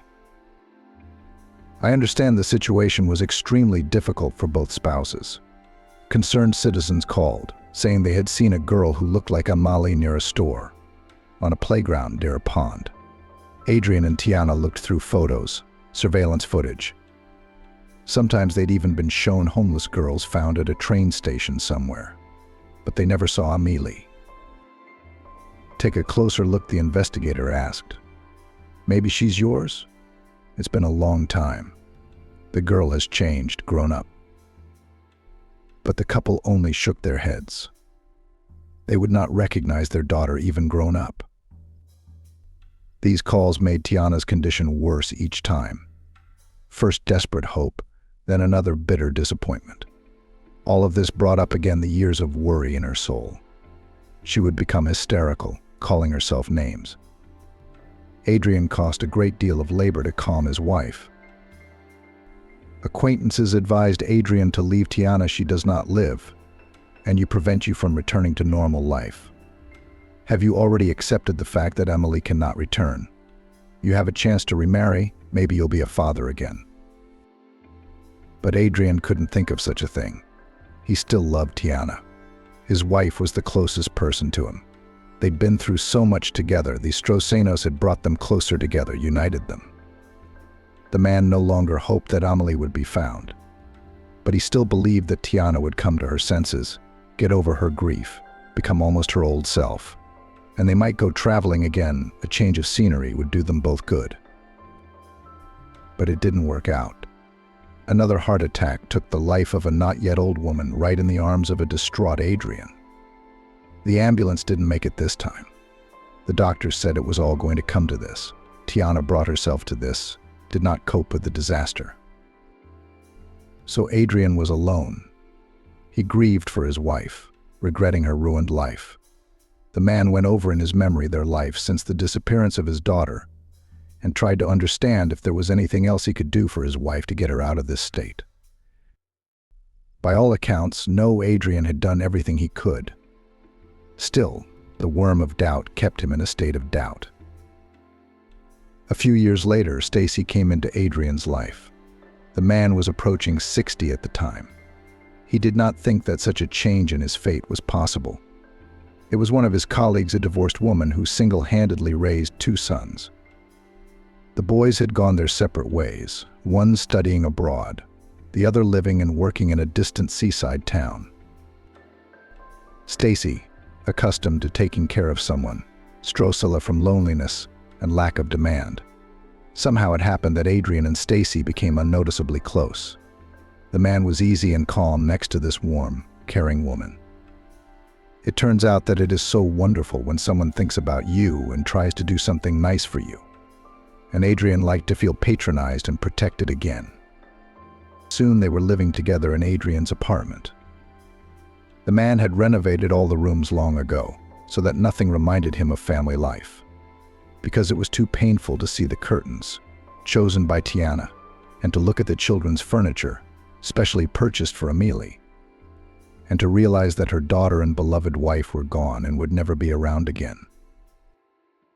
Stacy, of course, knew the life story of her chosen one. She supported him, listened attentively to Adrian's outpourings, which made him feel better. She hugged him, stroked his head, didn't ask too many questions. Adrian, in turn, listened with interest to Stacy's stories about her life. The woman had had a hard time too, but in a different way. Her husband had been an alcoholic, and he'd gotten his hands dirty. It was hard to get rid of him. Yes, and alone to pull 2 sons too was not easy. But all these were the usual difficulties of life, which did not break Stacy, but only hardened her.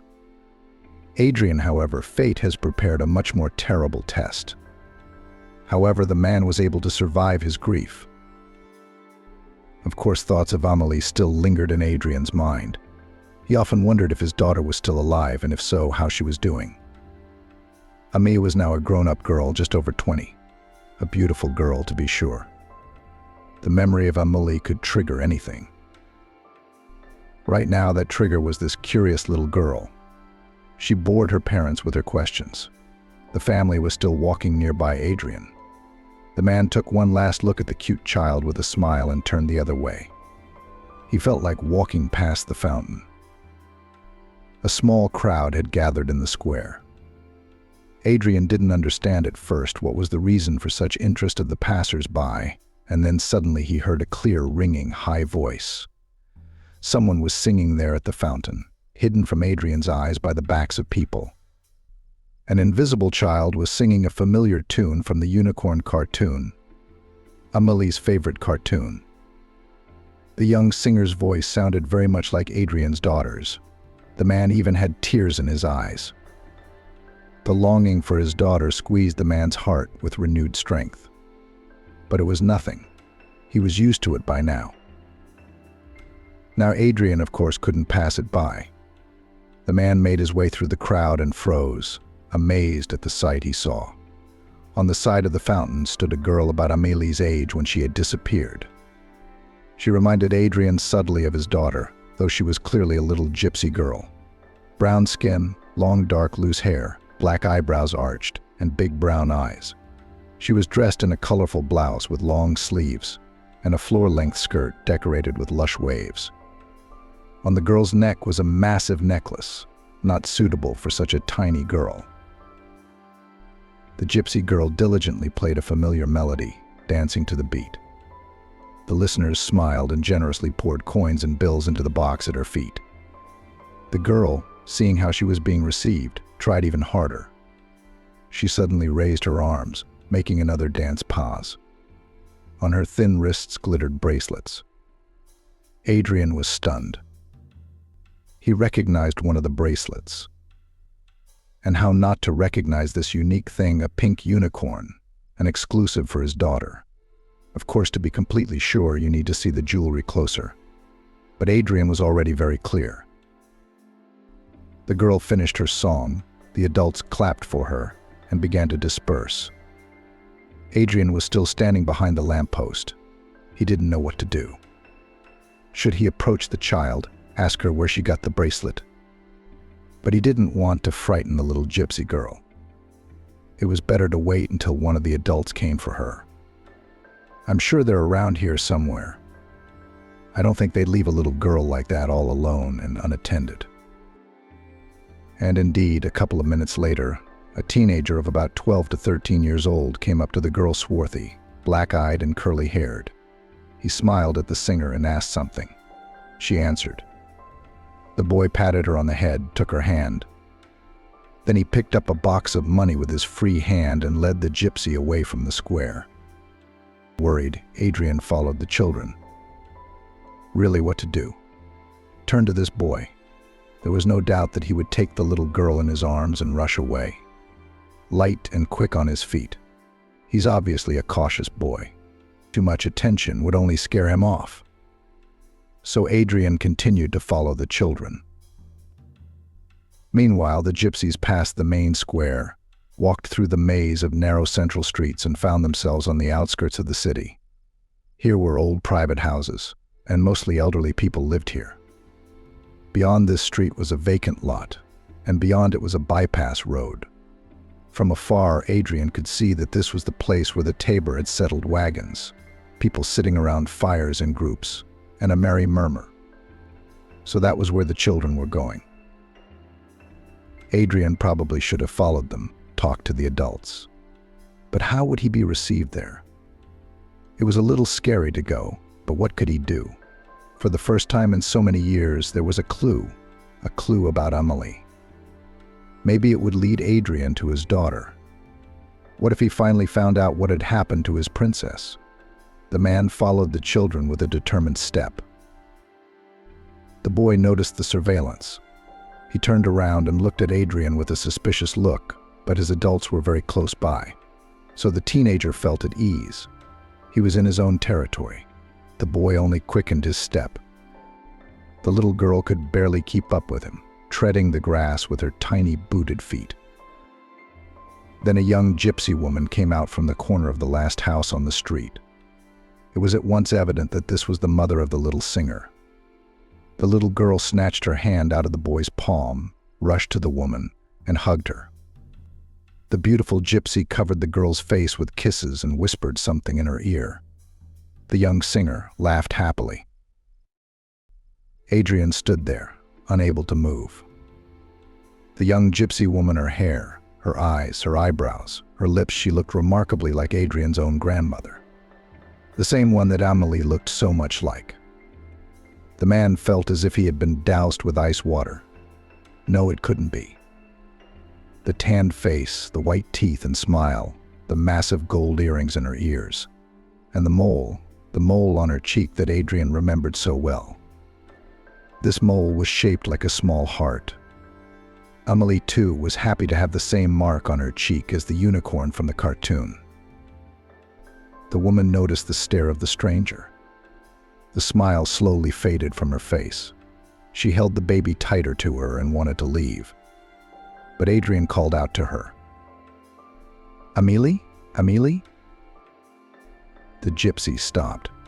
She stared at the older man for a moment, then walked toward him, still holding her daughter close to her. "I'm sorry," Adrian said. "Don't be frightened, please. I'm not going to hurt you. It's just that I need to."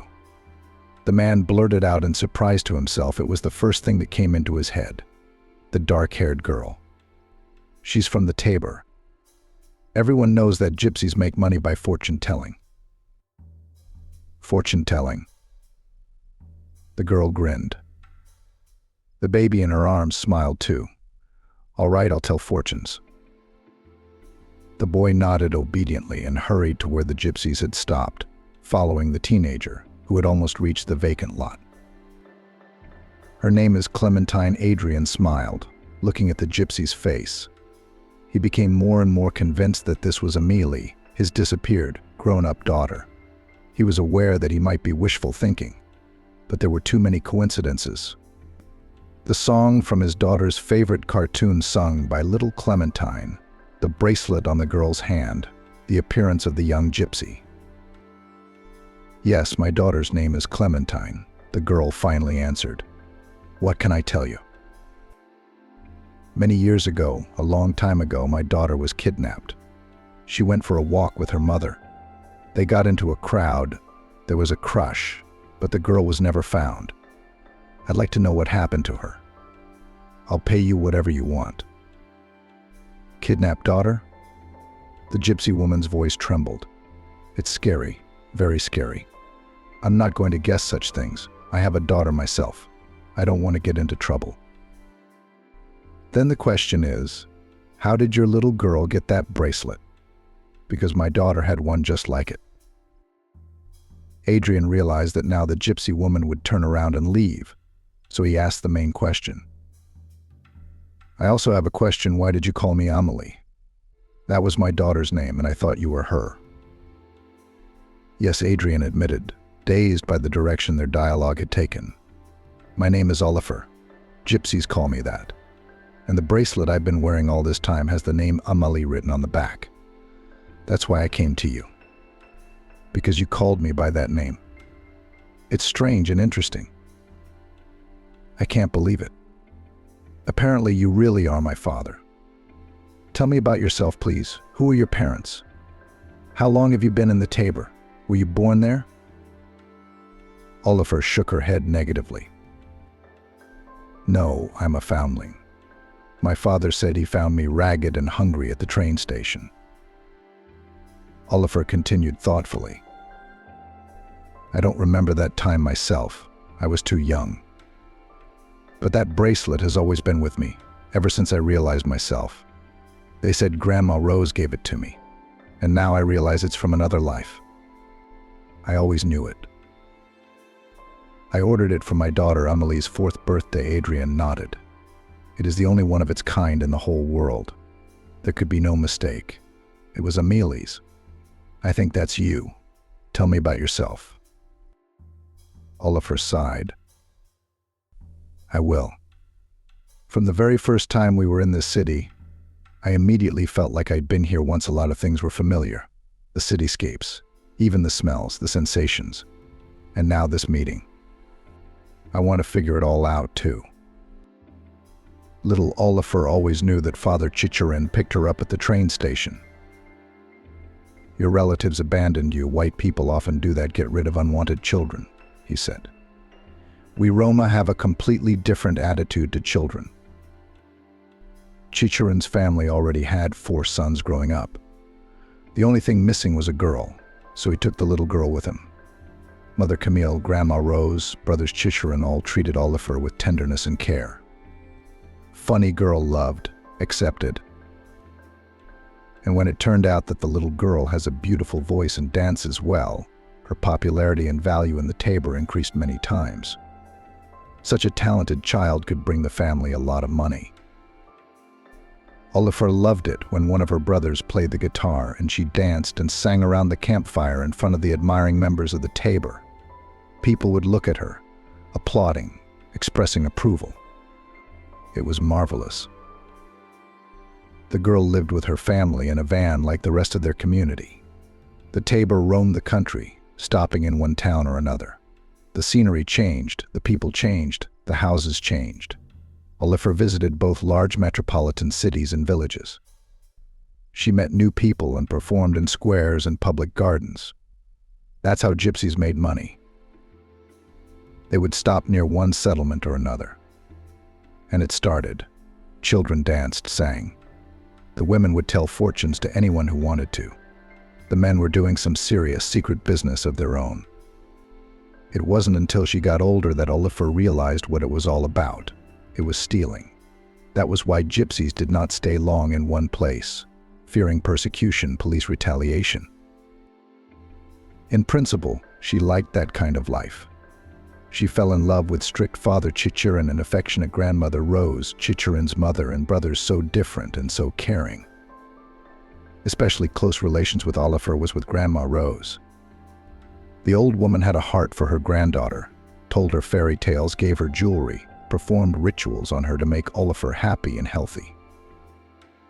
You are very lucky, because Chicherin found you at the station lonely, abandoned. No one needs, often said grandmother granddaughter. Who knows what could have happened to such a tiny girl if she had not fallen into good hands. They often told me bad things about my blood parents. Oliver scrutinized Adrian's face, trying to see familiar features. They said white people were irresponsible with their children. But I've seen different things on the streets of cities. Yes, there were street kids, but I'd also seen a lot of well-to-do families where the children were clearly happy and secure. So I concluded that it was my parents who were so bad, because good parents would not leave their children at the station. The young woman looked at Adrian with a challenge. He realized what was going on. If he really thought he was the girl's father, then he had once let it happen that a little girl was left alone at the train station, hungry, ragged, dirty. "How did I end up at the train station?" asked the gypsy girl, looking the man straight in the eye. "Didn't you keep an eye on your daughter? Or maybe you decided to get rid of her that way?" "What are you saying?" Adrian objected. "Our little Amélie was the most precious thing to us." Suddenly the man began to tell about those happy 4 years of life, that in his and Tiana's family lived a wonderful daughter. Adrian first told a long story about how hard they had gotten their daughter, then told about her early childhood. It was nice to remember those bright, warm moments. It turns out that he had forgotten almost nothing. And the joy of Amélie's first steps, and their joint travels and walks, and wonderful holidays that Tiana arranged for her daughter. "Our girl loved unicorns and sang well," Adrian said. "Just like your daughter Clementine. By the way, how does she know the song she sang at the fountain?" "It's our Amélie's favorite song. She also sang it in a very similar manner." Oliver didn't answer right away. It was as if she were trying to remember something. "I taught it to her," she said at last. "Something from my past life has stayed with me, not just the bracelet." I remembered that song. I, strangely enough, could read at the age of 4. That skill is still with me. We don't teach girls to read, only boys, and even then, superficially. But I read. Sometimes I have dreams about people who love me very much. I don't remember their faces at all, but I remembered warm, caring embraces. I thought I was making it up for myself. I've always had a good imagination. "What else?" Adrian asked. "There's more. And just now when you were talking about it, I remembered something. Yes, I did ride a unicorn, a real unicorn. I dreamed about that scene several times. And the unicorn was exactly as you just described it. So, are we really daughter and father?"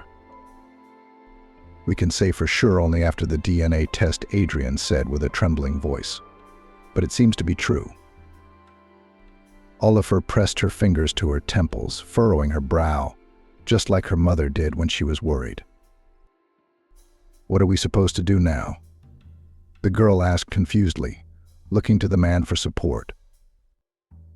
"I think we should check everything out so that we both know for sure, and also to restore your documents. I don't doubt that you are Amélie, To Adrian said, "There are too many coincidences. I think you should go home or—" Adrian's heart sank with a premonition of trouble. Or do you want to live in a Tabor? You said you were happy with the gypsies? I did when I was a child. Oliver shook her head. When I grew up, things changed. The children in the Tabor are treated very well, but as adults, life isn't sweet. A lot of chores. The need to obey the men without question. A husband can even beat his wife for disobedience. And nothing will happen to him. I can't do what I want to do, read, walk, study. And I'm forced to cheat people for money. That's the most unpleasant thing. But if I don't get the money in the evening, I'll be punished. I've been punished more than once. Then Oliver told the story of how Stacy gave her away in marriage. She was about 16 years old at the time. The family had chosen a good groom for their only daughter, the son of a well-to-do gypsy. Damien was as young as the bride. He was passionately in love with another, as the whole Tabor knew. But that girl was no match for him, so marriage was out of the question. I cried before the wedding, Oliver recalled. I didn't want to get married, even though Damien was young and handsome and wealthy, but I felt like a child. And I knew about my fiancé's feelings for someone else. The whole Tabor knew about it, but we did get married. Parents on both sides demanded the continuation of the family. That's how Clementine came into the family. Oliver never knew she could love someone so much. Her daughter became the meaning of her life, the light in the window. Damien was indifferent to me, and my daughter, Oliver, continued. He was running around to that girl he was seeing. Again, everyone in the Tabor knew it, but the man was allowed to behave that way. Stacy hadn't minded or been jealous. Now she was completely absorbed in her daughter, singing songs to her, making up beautiful outfits for her, braiding her hair. Clementine inherited her mother's talent. She also sang and danced well. Naturally, the Tabor decided to use the child's gift to the full. When the girl grew up, she was made a street singer, just like her mother. Once the girl performed in the squares of various cities and did it, it must be said, with pleasure. The audience applauded the little girl, generously paying for the performance. Clementine smiled happily. It was very disturbing to me, Oliver said. I realized that the little girl would have a future like mine. She wouldn't study, she wouldn't get a good profession. And she would continue to entertain people with her voice as she grew older and lost her childlike directness. She'll be a fortune teller. I dreamed of a different future for me and my daughter, Oliver continued. It seemed to me that we should both live differently, but it seemed impossible. I think they kidnapped you in the crowd, Adrian said, looking at his daughter. Yes, now he was certain that Emily was in front of him, and he was immensely sorry for the lost years that his daughter had to spend in the Tabor, among strangers, obeying alien traditions and strict rules. But now everything would change. Is that possible? Oliver shook her head. It had never happened in my lifetime. But grandmother Rada told me that childless gypsy couples used to pick up children on the streets of towns. They picked out little ones who were unlikely to remember the past and raised them as their own children. And Grandma Rada said that the gypsies tried to kidnap dark-haired babies so as not to cause unnecessary questions later. A blonde child among dark-haired gypsies is suspicious. And you're a dark-haired child like my grandfather. Adrian smiled. I'll show you pictures later. The resemblance is amazing. That fact must have played against us too. The gypsies chose you because you looked something remotely like them. I still can't believe it, Oliver looked lost. She glanced back and forth at the Tabor, visible from here, and back at Adrian. So you're going to leave right now? He asked. Will you go and get the baby, tell her you found your own, and never stay there again? I'll go with you, of course. But you never know. It's not that simple. They won't let me go. What do you mean they won't let you go? I'll call the police. They'll arrest them for kidnapping, Adrian said. No, we have to do it another way. You don't know these people. We have to do it under the radar. And then I have to leave here, because they will probably be looking for me and will find me sooner or later. Betrayal is severely punished here. Will you be in danger too? Think carefully. Do you want all this? Do you want to ruin your peaceful life? Take your time. This is an important decision. Well, what are you talking about? Of course I'm ready. Adrian immediately responded. Okay, so here's what we're going to do. Tomorrow I'll go with Clementine to the square. I have always accompanied her. We are followed during the day, in the morning to check, then at about 12. Then in the evening, at 11, come get us. There's usually no surveillance at that time. We'll have to hide, lay low for a while, maybe a week, maybe a month. They'll be looking for me. We'll hide here, in my apartment. No one will think of looking for you at my place. You live alone? Oliver asked. No one will mind us, Adrian said firmly. He thought of Stacy now, because she was going to get caught up in this too. She wouldn't have a choice. But the man was sure Stacy would understand, as she always did. She knows Amelia's story and is worried about her lover. The woman would be happy for him. She could definitely be trusted. No, Adrian shook his head negatively. I'm not alone. It's my mom. Your grandmother. Adrian shook his head negatively again. Tiana didn't wait for her daughter. She left without knowing what had happened to Amelie. It's so hurtful, so sad. I'll come for you tomorrow at 11. Okay, I have to go now. Oliver turned abruptly and hurried back to the table. It looked like they were waiting for her there. For the rest of the day and night, Adrian was in a strange state of mind. He was overcome with joy. And then suddenly he began to have doubts. Suddenly Oliver was not a me after all. Standing next to the girl, the man had no doubt that it was his daughter. But now, when she was far away, he was beginning to think that he had invented the meeting and made up the facts to fit his story. Stacy, who had listened intently to Adrian, was also very agitated. She even cried.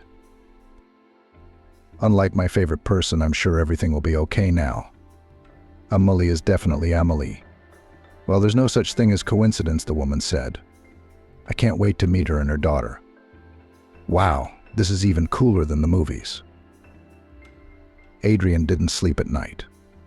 Where would it start? He thought about the fact that Amelie and Clementine might not be at the fountain tomorrow. They might be interrupted. Amelie herself might change her mind, choose to live in a Tabor. Or she could have just tricked him. Why? I don't know why.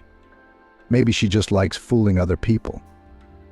Stacy called in sick from work that day. Adrian called his boss too, took unpaid leave. The man was at the fountain even earlier than planned. Little Clementine, as yesterday, delighted the audience with her clear, ringing voice. Oliver was not to be seen at first then. Then Adrian noticed her. She was sitting at a distance, watching her daughter closely. Their eyes met. The girl gestured for him to take his time. The man nodded understandingly. Adrian kept his eyes on his daughter and granddaughter. And of course he didn't miss the important moment. Oliver rose from the bench, walked quickly to Clementine, picked up the baby in her arms, then hurried to Adrian. Then they all walked together through the narrow streets to the parking lot where the man had left his car. Oliver kept turning around for fear of being followed, but there didn't seem to be any tail. Stacy welcomed the two fugitives, fed them, warmed them, and provided them with cozy, homemade clothes. She loved taking care of people. And here were two people in need of affection and comfort. Looking around, as if trying to remember the past, Oliver said, I've remodeled the apartment. It's completely different now. You are a professional editor with a higher philological education and 20 years of experience. Your task is to do a job with the text. It's not like when you lived here, Adrian said. but the view from the window seems familiar to me," the girl said thoughtfully. "Only something is missing. I think there was a tall tree. The branches scratched the glass. I liked it very much." "They cut it down," Adrian replied, looking at his daughter in surprise. "The poplar was blocking people's light, so they took it down. It's a pity." Adrian wandered along the seashore, clutching tightly in his hand the palm of his little granddaughter Clementine. The story that had happened to his family could not help but imprint on the man's behavior. He kept his eyes on the child. The grandfather and the girl were walking near the water's edge. Their bare feet left clear footprints in the wet sand. Clementine was inundated with questions, just like her mother used to be. She was a very clever and intelligent girl. She could grasp everything on the fly. She'd be going to school soon, and Adrian was sure that his granddaughter would be one of the best in the class. She could already read, write, and count. Clementine studied easily and with pleasure. Now Adrian saw his granddaughter off to music school. At a general family meeting, it was decided that such a talent should not be lost. So Amelie enrolled her daughter in music science. Teachers at first did not want to take the girl small yet, advised to wait a year before school.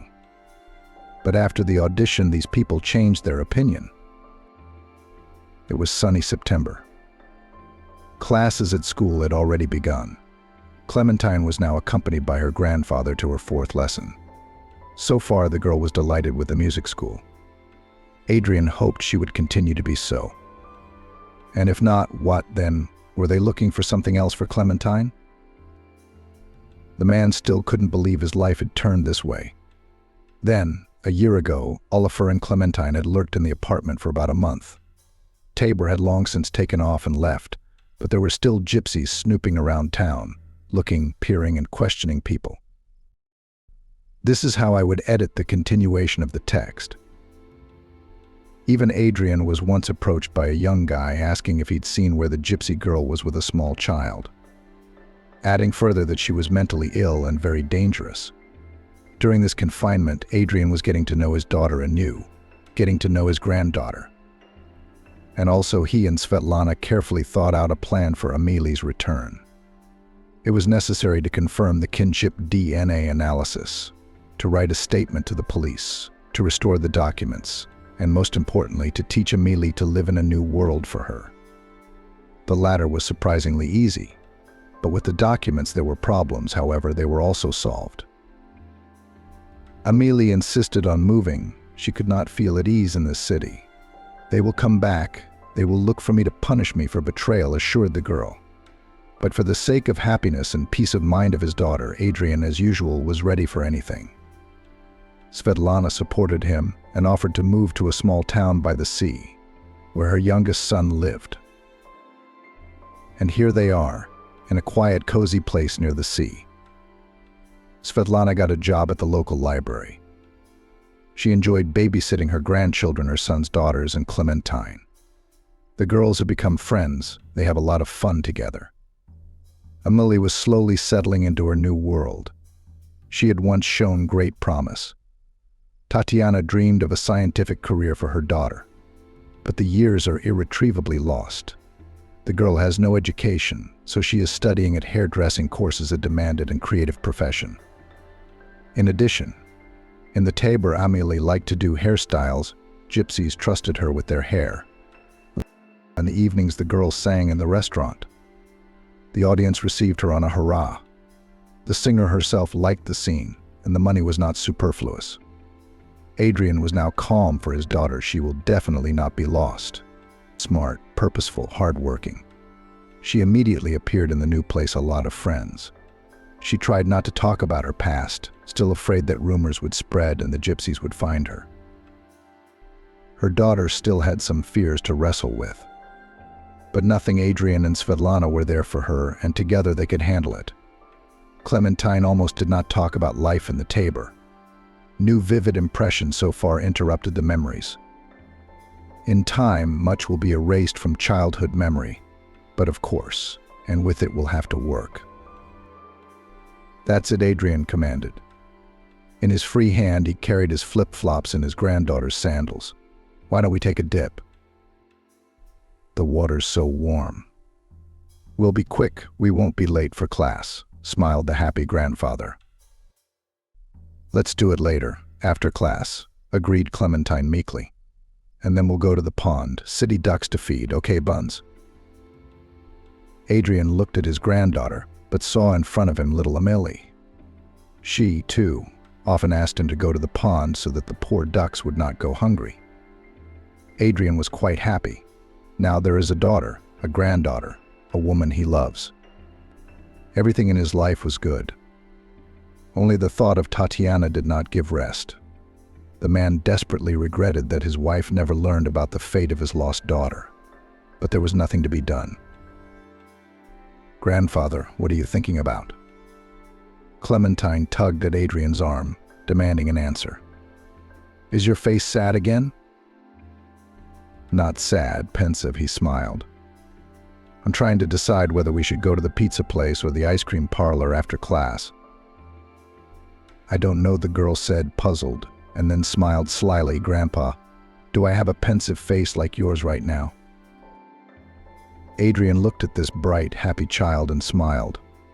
All sad thoughts immediately left his head.